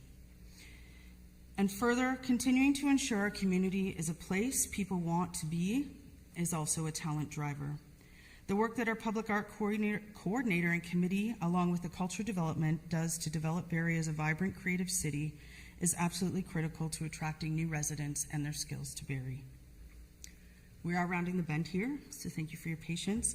I know there's a lot of material in this presentation. Council did ask for Barrie's competitive advantages and disadvantages provided through business feedback. There is no doubt that the growth and lifestyle are high on the list, along with how cohesive and supportive our business community is. What comes with growth is also some of our key challenges. Logistics and travel congestion as we continue to make investments to move people around, and availability of employment land and the overall cost to own and build land. We have seen, just as housing prices have skyrocketed over the course of the pandemic, our employment land values have also experienced tremendous growth. Combine that with development charges, inflationary pressures on construction materials and their availability does make it a challenge for some of our local businesses to be able to expand in the city. Other items include transit for shift workers and internet connectivity in some of our industrial areas are also identified as challenges. Council also asked that we address the methodology that Barrie uses to build investor confidence. One of our goals is to position Barrie as a premier investment-ready city. Many of the initiatives I've already spoken to contribute to that, and a key method we are pursuing is to actually have our businesses tell the story and why they have invested in the city. We can say we're great, but the businesses that actually operate here that say we're great is really where I think the opportunity is. We have created our Invest Barrie website with that in mind, in addition to ensuring we have up-to-date community and site selection data available. We have been working in collaboration with the spectacular team at Access Barrie on marketing programs that really drive that positioning. And we've been actively developing our content over the past 6 months. And again, our impressions on social media and overall audience engagement is increasing. We also did a video series focusing on our downtown that again focuses on that Barrie story. Given the time, I will not ask you to indulge me in the 3-minute segment, but I invite you to go visit the city's YouTube. We have 2 videos up there and to have a watch.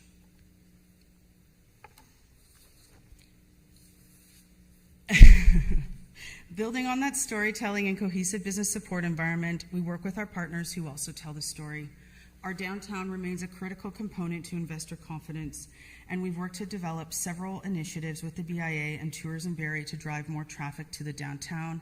That also includes our Ask Me program this year, and we did work to strengthen our busking opportunities through a bus stop pilot.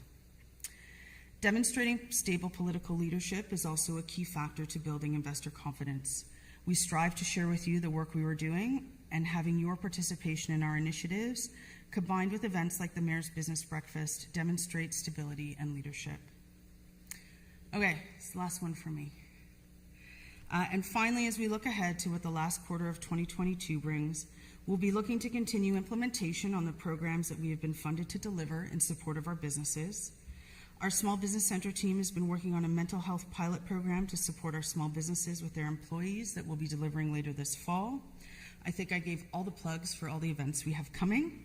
And we are really focused on driving the investment servicing portion of the portfolio so that we can see employment land developed, and working with our existing leads to get them here and landed here in the city. And of course, we are looking ahead to 2023 and where opportunities exist for us to again go out and market the city as a place to do business. I do want to take this opportunity, while you have so graciously given me the floor, and before I move on to the last section, to acknowledge that a great deal of the work we do at Invest Barrie requires the support and collaboration of other departments, partners, and stakeholders for us to be successful. So I'd like to thank Access Barrie, Recreation and Culture, Development Services, they're really the place we most frequently fly, but really all of our senior and executive leadership team at large for your support. And while it goes without saying that I get to stand here as the face, there is a team of tremendous individuals behind me. Dave Hyde and Darcy Brooke Bishop are here in the audience, and I know the rest are viewing virtually, so I'd like to take the opportunity to give them a shout out and a sincere thank you for the work and commitment to our community. And with that, I'm going to turn the floor over to Jennifer Roberts and our Development Services team to address the last two questions of Council related to housing units. Here. Ta-da. The middle one. Yeah, thank you. Finally, the last two questions that Council asked in relation to the number of housing units approved and the potential number of units to be built, as well as the rationale as to why the number of approved units are not all slated for construction. In terms of the potential number of units available to be built, if we look at the number of units from all types of development applications received from 2015 to 2021, there are 26,683 total units being considered for approval, or as we say, in the pipeline. Looking specifically at approved residential units that are eligible to build, as of September 12, 2022, there are 17,985 residential units. Now, if we subtract those which have building permits issued, we have 13,002 residential units that have been approved and eligible to pull a permit, but have not yet done so. The positive news is that if we look at the number of dwelling unit starts for 2022, we can see we're currently outpacing the 2020 and 2021 years. The spring and summer months of 2022 were double the housing starts of the previous years. As for the rationale as to why the number of units aren't construction ready, there are several factors that have been discussed previously with Council. These include material delays and shortages, construction costs, labor shortages, COVID delays, infrastructure requirements, and/or improvements. It should be noted that business decisions by our development community, as we look at the cost and availability of construction materials and labor, are outside of the city's control. Approval authorities, environmental factors, and the overall complexity of large applications often take time for approvals to get to shovel-ready status.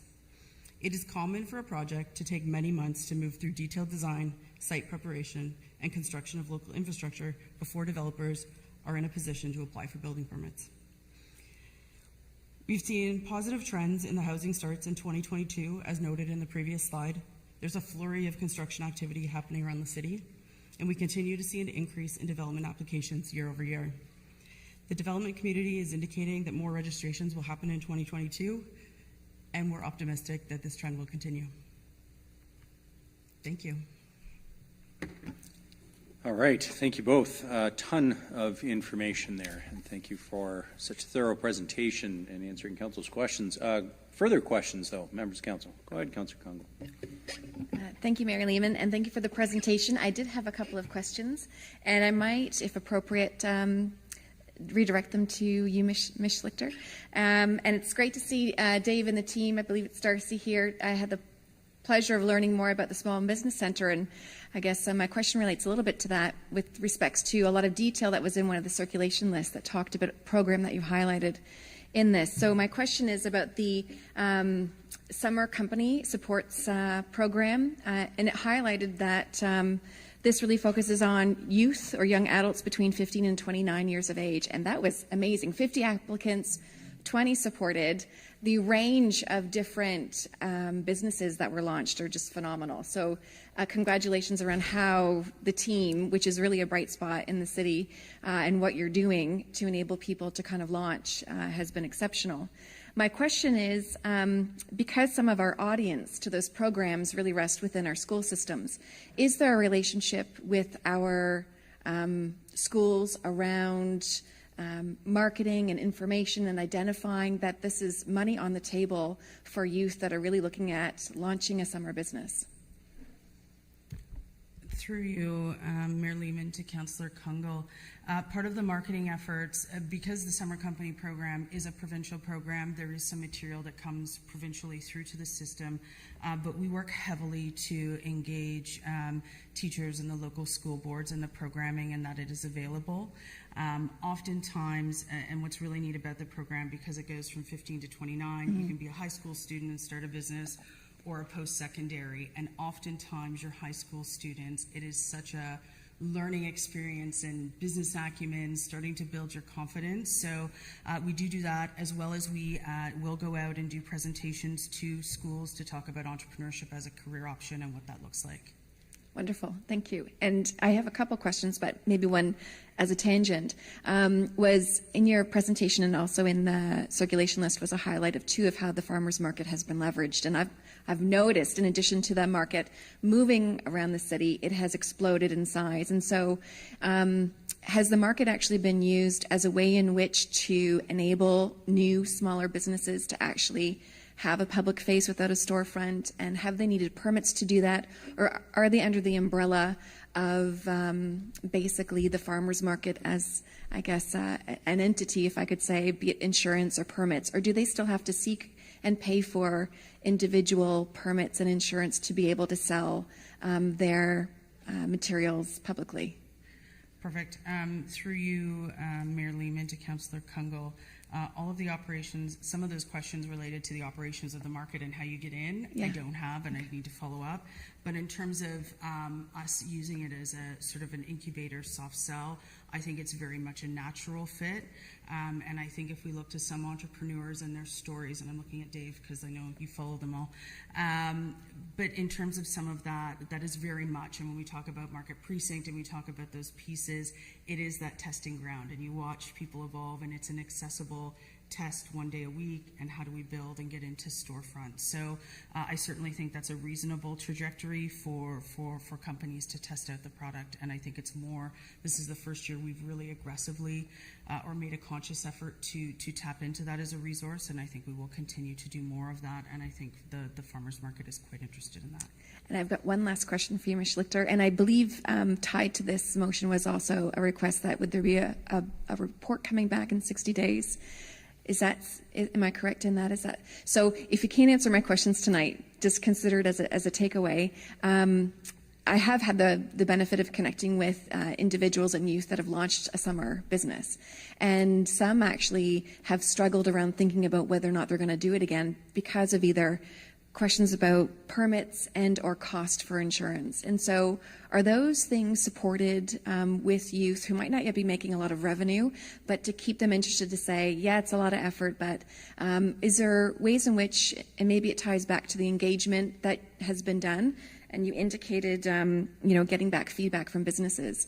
Is there anything that we're hearing that we can speak to date about our city processes, and or if there's any gap around what the grant enables a new business to cover, be it insurance or otherwise, or are there gaps around really being able to launch some of these new and young and motivated individuals, but where they just see the burden of process is something that maybe the city would have an additional role in supporting?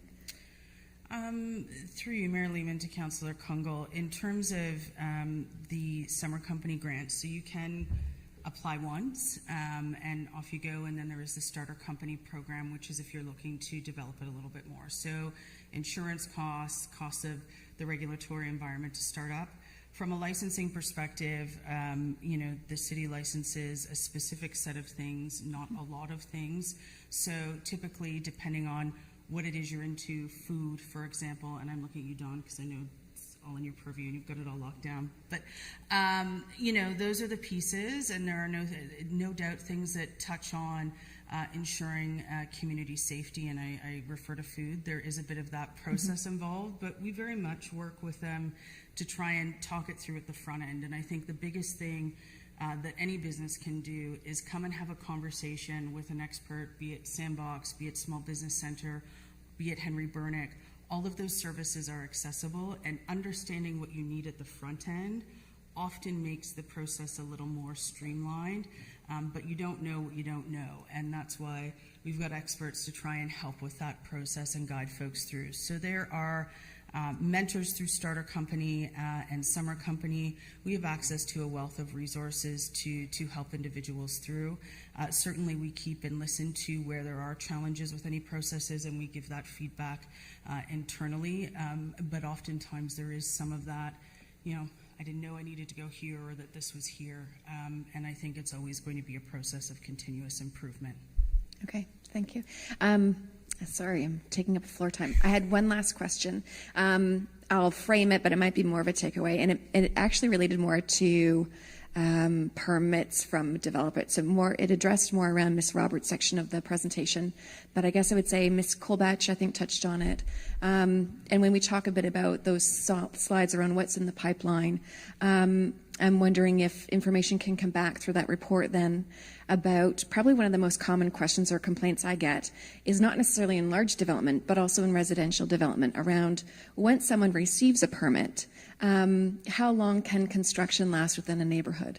And so while we talk a bit about what's been approved and in the pipeline, is there anything for us to appreciate when we talk a bit about what, and I think we've had these conversations before, how can we incentivize that development to move a little bit quicker?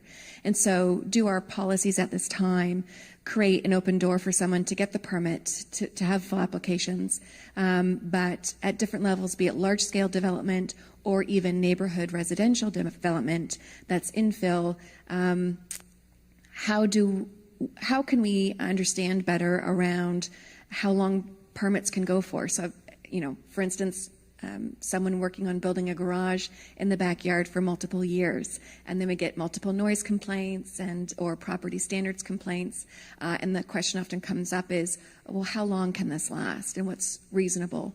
And then, of course, as we fall into a new official plan, you know, when we've got maybe new and better policies that we want to work towards, how much are we okay with permits being grandfathered for a period of time, or asking people to come back to the table and pay a new permit fee? So I'd love to understand what the mechanisms are now or in the future about, while we have approved and waiting or unoccupied units, is there policies we can be setting around how long that approval lasts before we coming back to incentivize it moving forward? Thank you. Through you, Mayor Lehman, to Councillor Kungl. That would be mainly under the purview of Michael Janata and the building department in terms of approvals and timelines and what goes through that, and I don't want to speak for him. So I think that is something, if that's okay, that we will bring back to you in a more robust format. That would be great. Thank you. No more questions for me. Thanks, Councillor Kungl. Others with questions? Councillor Morales. Thank you, Mayor Lehman. Ms. Schlitzer, the one overarching theme I see in all of these points in our economic report is be bold. When I see that something worked, it's a new strategy was implemented, a project was pivoted, an initiative was reworked. So I can frame it in the form of a question, a real one, not a pretend one. Is there something that the next council can do to empower staff to feel more confident about taking risks?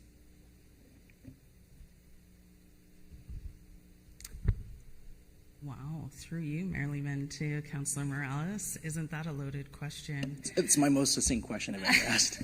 I got to tell you, that started weird, but it ended strong. That was a great question.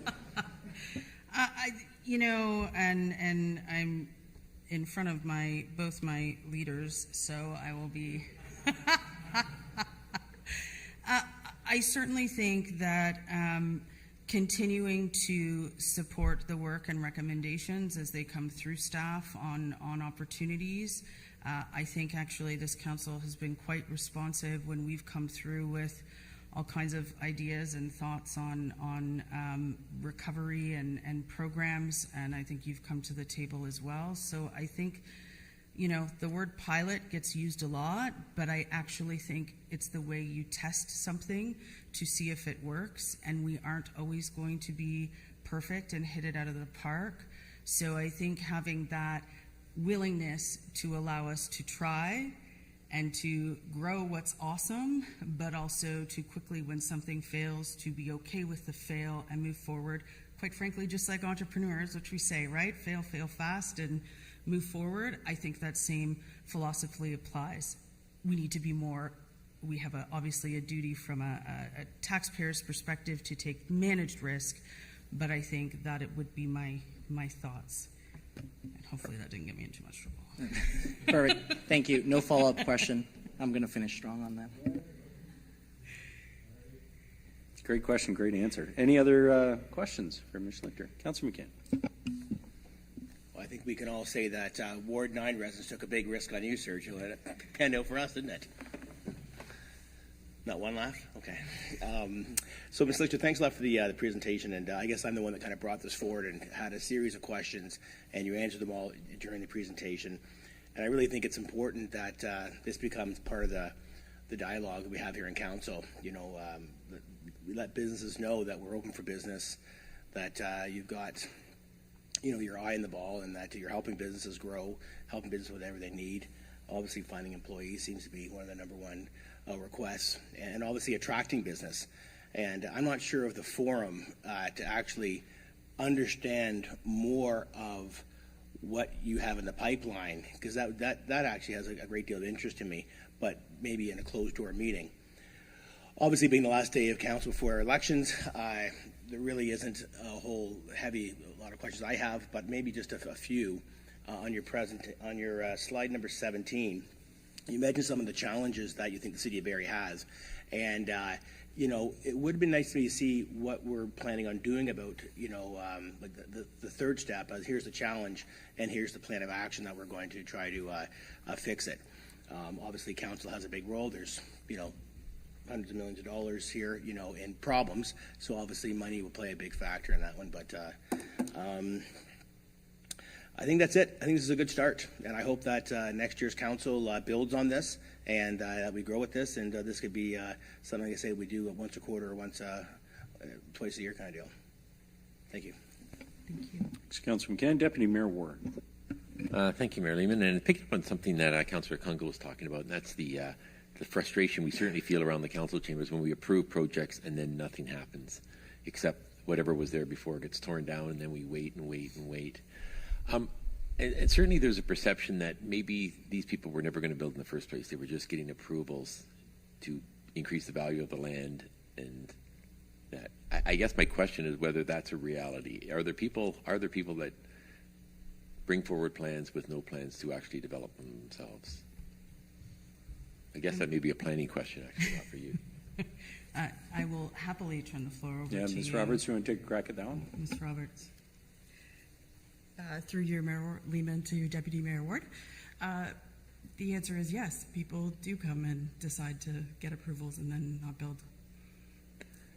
And back to Councillor Kunkel's question, is there any mechanisms we can use to that we don't have thousands of units approved that look nowhere near actually having been taken place? I know you went through the reasons that they don't start, but is there anything we can do to? Can you put a time limit on building approvals, on zoning approvals? We do have a time limit on approvals. We also allow them to extend their approvals. They can come in for a draft plan extension or a site plan extension.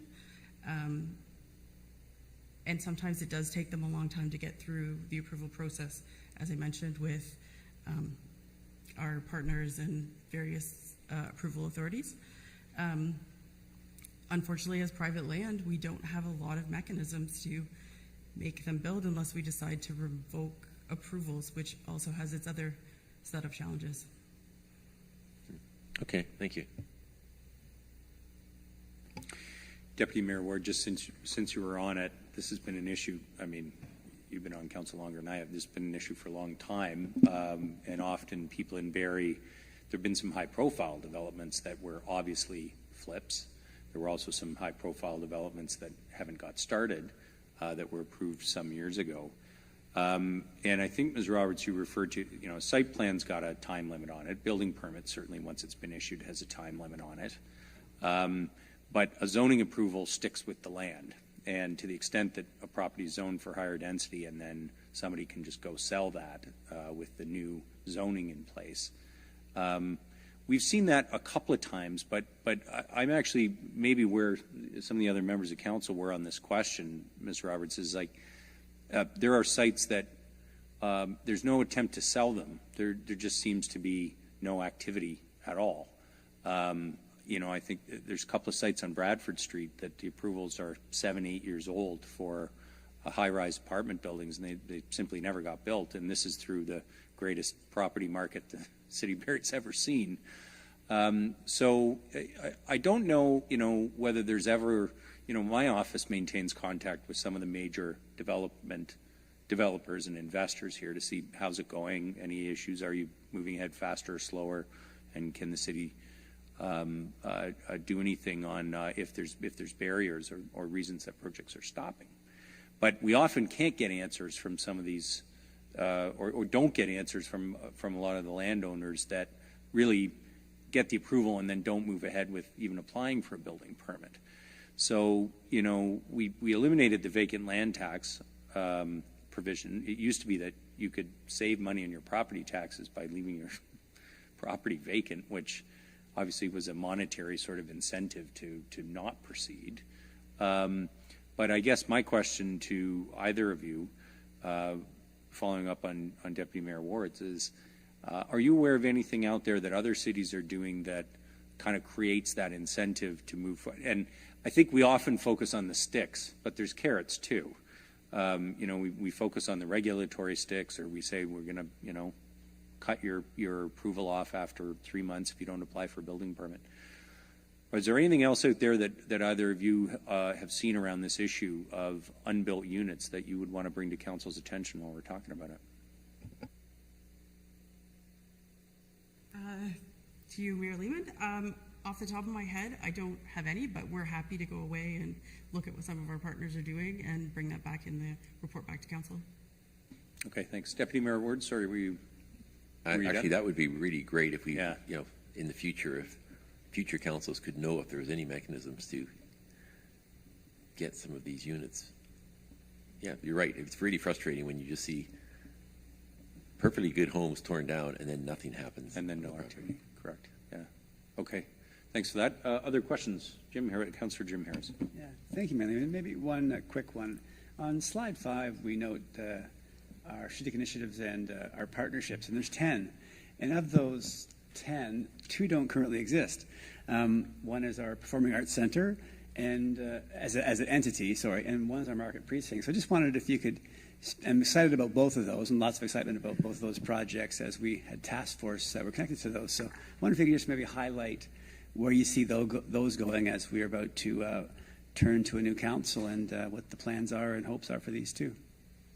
Thank you, through you, Mayor Lehman, to Councillor Harris. That slide particular referred to, it is partners, and it also referenced strategic projects. So we included those as the strategic project realm. Through the task force work, there was recommendations that came through to council, for which you endorsed, and staff have been off executing. So from the Performing Arts Center task force piece, there was a set of recommendations that came through the task force around what they felt was the appropriate size, scope, utility of the space. There was some differential in terms of what previous studies and reports had looked at. So currently there is a plan. Rec and Culture is leading work with a consultant along with facilities to really look at the results coming out of the task force, doing that market validation, and coming back with some preferred concept. And then in terms of the Market Precinct, I would say you almost have a parallel. in the sense that they came out with a set of recommendations, and we do need to then look at how we operationalize that into a business case. What is the scope that fits within the parameters of the space that we're looking at? And again, that is currently out to market. So both of those have expectations to report back on those in 2023, and then it would be the new council's determination as to what those next steps look like. Great, thank you. Thanks, Councillor Harris. Councillor Riepma. Thank you. Mr. Lichter, and maybe this is for Mrs. Roberts actually, but slide 23, it's the number of dwelling units started, and those graphs look very interesting. It looks like as of July we were almost twice as many units, not quite but close, twice as many units as we had the year before in 21. The graph stops at July. I wondered if you had any further information since that time, and and I'm going to ask you to speculate or look into your crystal ball, because as interest rates are climbing, do you see that trend continuing, or do you see a change? Through you, Mayor Lehman, to Councillor Riepma. Since the publishing of the agenda package, we did get the September stats, and they were showing the same trend as increasing, or sorry, the August stats showing the trend increasing as well. And you're not going to answer beyond that? I don't have a crystal ball. Okay, fair enough. All right, I'm going to be a nerd here, Councillor Riepma. I have the report on my phone. So the starts are continuing to skyrocket. It's over 1,000 for the first time by August. But there was an evidence, and correct me if I'm wrong in interpreting this, the construction value of the permits applied for slowed down a little bit. So that front end of the pipeline, a start is well down the pipeline from an application. Probably not with the housing starts so much, because so much of it is rows and singles in the new subdivisions. But I mean, the starts, we're definitely going to set a record this year, continuing to trend up, which in a housing crisis is really good news. Any other questions? Just one quick one that I thank you so much for the presentation, first of all, in detail. And what struck me as you went through all the slides was the amount of work that's been done with other organizations in the community by your department, Ms. Lichter, to grow the ecosystem for business support here. And if I just look at this list, the Small Business Center, the Sandbox, the Burnick at Georgian, which is primarily Georgian College, but which we partner with all the time, Manufacturing Innovation Summit, the Accelerate Summit, Progress Breakfast, job fairs, arts awards, innovation awards, none of those things existed 10 years ago, and they are all the ecosystem that now supports business growth in our city. And there was something I caught in there, which was a note around how, I can't remember if you showed I won't make it go back to this slide, but the vast majority of new jobs are created by companies that are already here. So as much focus as is often put on business attraction, can we land that one big plant that's shopping around Ontario for a location?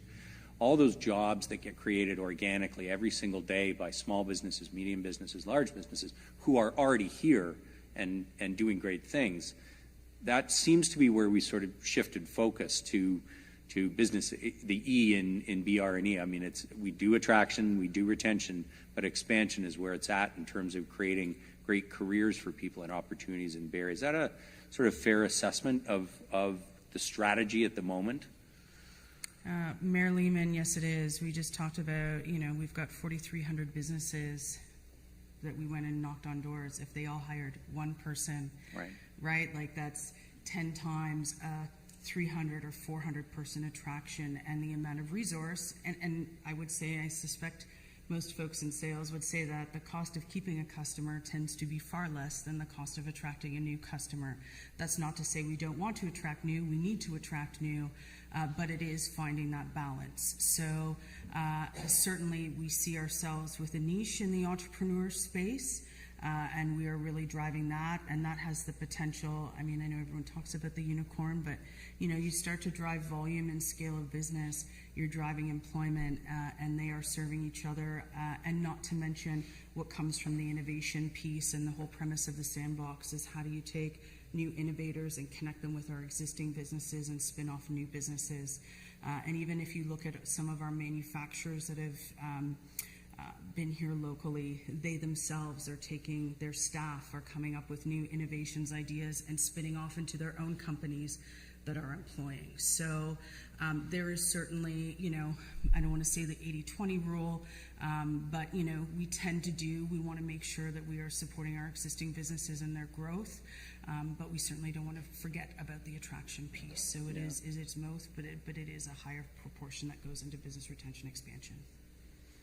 I think for so many years, we, especially in government, have been focused on job creation, and rightly so, because there weren't jobs, there weren't enough jobs for everybody who wanted one, and certainly trying to find jobs that aligned with people's goals in their own lives and their dreams about what they might find locally. Now, yesterday, or I saw the number, it's something like 4,500 vacant jobs in Barrie on Indeed.com, the job site aggregator. And there's the job fair next week. I just saw the list of employers. There's 50 of them. Some of them are looking to hire 200 people. I mean, it's astonishing. And it is heavy, in certain sectors. Manufacturing, there's a huge need. Hospitality, there's a huge need. But I guess the takeaway that I really took here is, as we've shifted from that sort of world where we're scrabbling to create jobs, and we've now got an ecosystem to support the companies creating jobs, and it's happening. I mean, that's the really amazing part, is these companies are now coming to job fairs and trying to hire by the dozens. It will be about making sure that we can support scaling those companies in our community, so that they choose Barrie to grow, not just to start and get established. But thank you very much for the presentation and all of the information. There's certainly a lot of issues there, and I'm sure the next council will look forward to receiving the report on some of these issues that they will want to pursue. So thanks for being here tonight. And with that, members of council will go to inquiries. Deputy Mayor Ward, any inquiries of staff? I have none. Members of council, any inquiries of staff? Announcements, Deputy Mayor Ward. I have none. Councillor Kungle. You might be able to guess what one of my announcements is, but I've got two. One is thank you broadly across the city, both to staff and others that supported Bike the Night. So if you didn't see us light it up, there were at minimum 180 individuals of all ages, and it was just lovely to see a beautiful path of lights, of bikes down our waterfront. Maybe that could be part of our culture days or an annual event I would promote, showcasing businesses.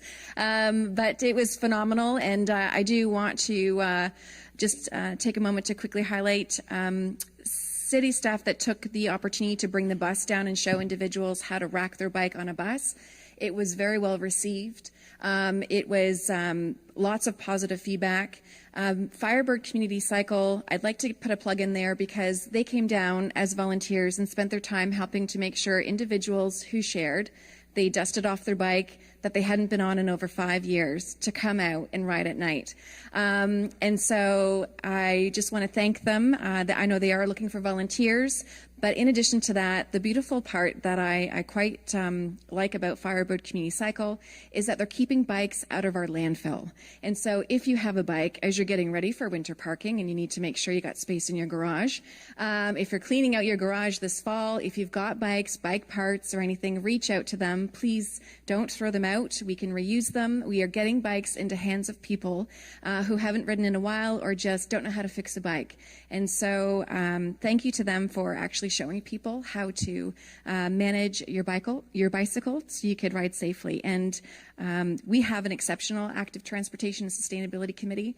Most thought it was run just by staff, and we're very surprised to see that, oh, this is a city committee of individuals that were activated after learning about what Guelph was doing. So This was well sponsored and supported by our bike businesses and by other businesses that care about sustainability. So thank you, thank you, thank you. And I hope we are back together in some way in this city next year. My second announcement is that today is World Alzheimer's Day, and you might notice that this waterfront sign is lit up in blue.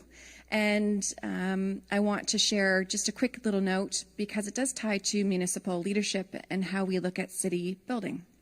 So on the heels of World Alzheimer's Day, an interesting quite astounding study came out called the Landmark Study, and in it they talk a bit about the projections of 1, 5, and 10 years around the rate of dementia.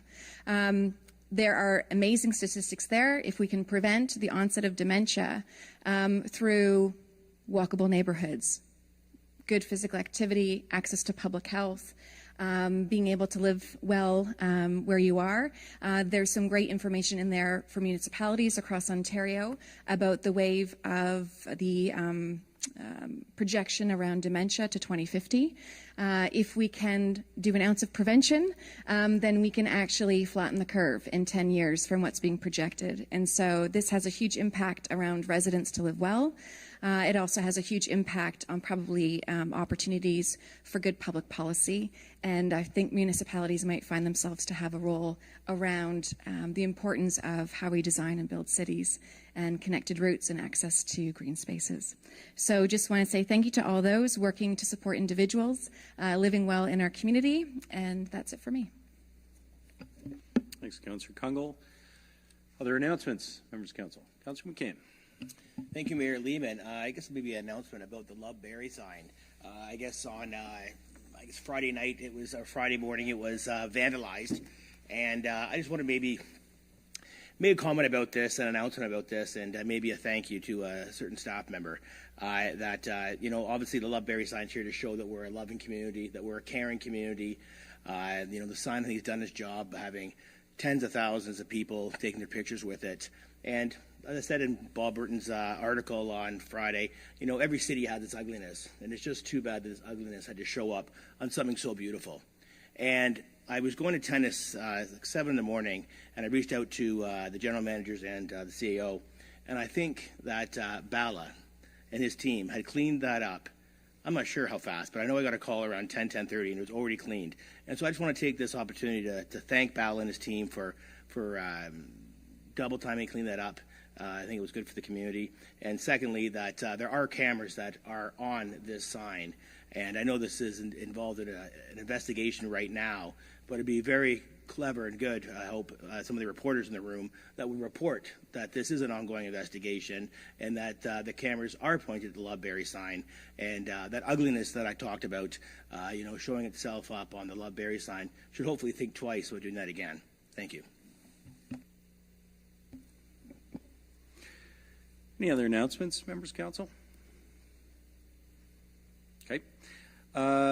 I will note that we proclaimed September 2022 as Childhood Cancer Awareness Month, September 25th as Franco-Ontarian Day, and if you want to come to a fun flag raising, come when all of the French students in Barrie come down to City Hall for the flag raising on Franco-Ontarian Day.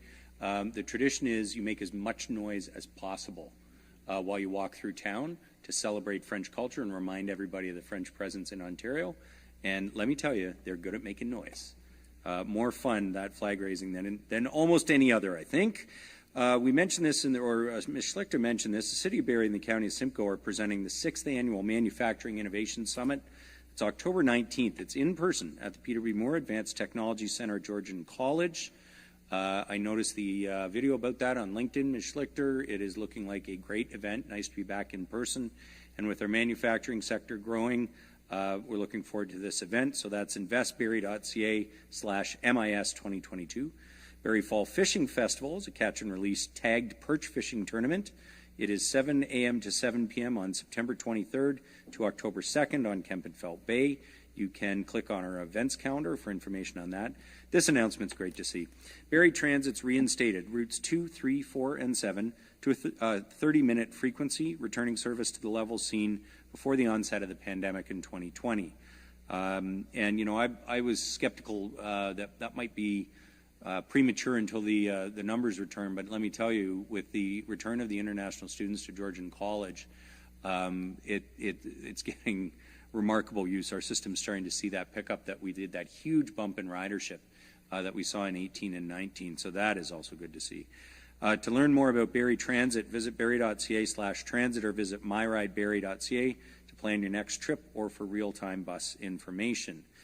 Mayor's Christmas card art contest now open. Residents are invited to enter their photos, drawings, or paintings by October 7th for a chance to be selected as the artwork for the Christmas card. Details on the website. You can attend the 55 Plus Living Well Fair. That is on Tuesday, October 4th from 9:30 a.m. to 1 p.m. at Parkview Center on Blake Street. We will have vendors, presentations, demos, and a continental breakfast. Learn about local agencies, products, and services. You can call 737-0755 to reserve your spot or get more information. Admission is free, and there's more information on the website on that one, too. Two more announcements. Help us recognize buildings and residents who enrich Barrie's history with the 2022 Heritage Awards. These are annual awards that recognize property owners, individuals, and businesses that have made strides in fostering local identity through heritage preservation and awareness. Nomination deadline, September 30th. Visit barrie.ca/heritage. Finally, what's old to you is new to me. New to Me Day, October 1st. So that's where it's basically like a garage sale everywhere, but free. So you can share your reusable items with your neighbors. There's more information on the website at barrie.ca, new to me. Bylaws, Deputy Mayor Ward. Moved by myself, second by Councillor Thompson, that leave be granted to introduce the following bills, and these bills be read a first, second, and third time this day and finally passed. Bills 81, 82, 83, 84, 85, 86, 87, 88, 89, 90, 91, 92, 93, 94, 95.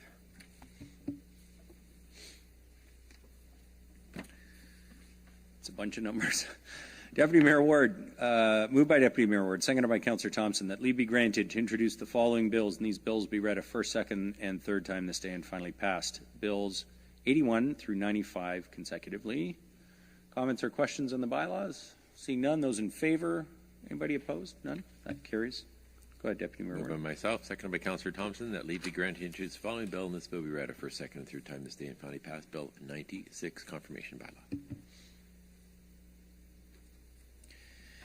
It's moved by Deputy Mayor Ward, seconded by Councillor Thompson, that leave be granted to introduce the following bill, and this bill be read a first, second, and third time this day and finally passed. Bill 96, the confirmation bylaw. Comments or questions? Seeing none, those in favor? Anybody opposed? None? That carries. Can I have a motion to adjourn City Council? Councillor Natalie Harris, seconded by Councillor Jim Harris. We are adjourned.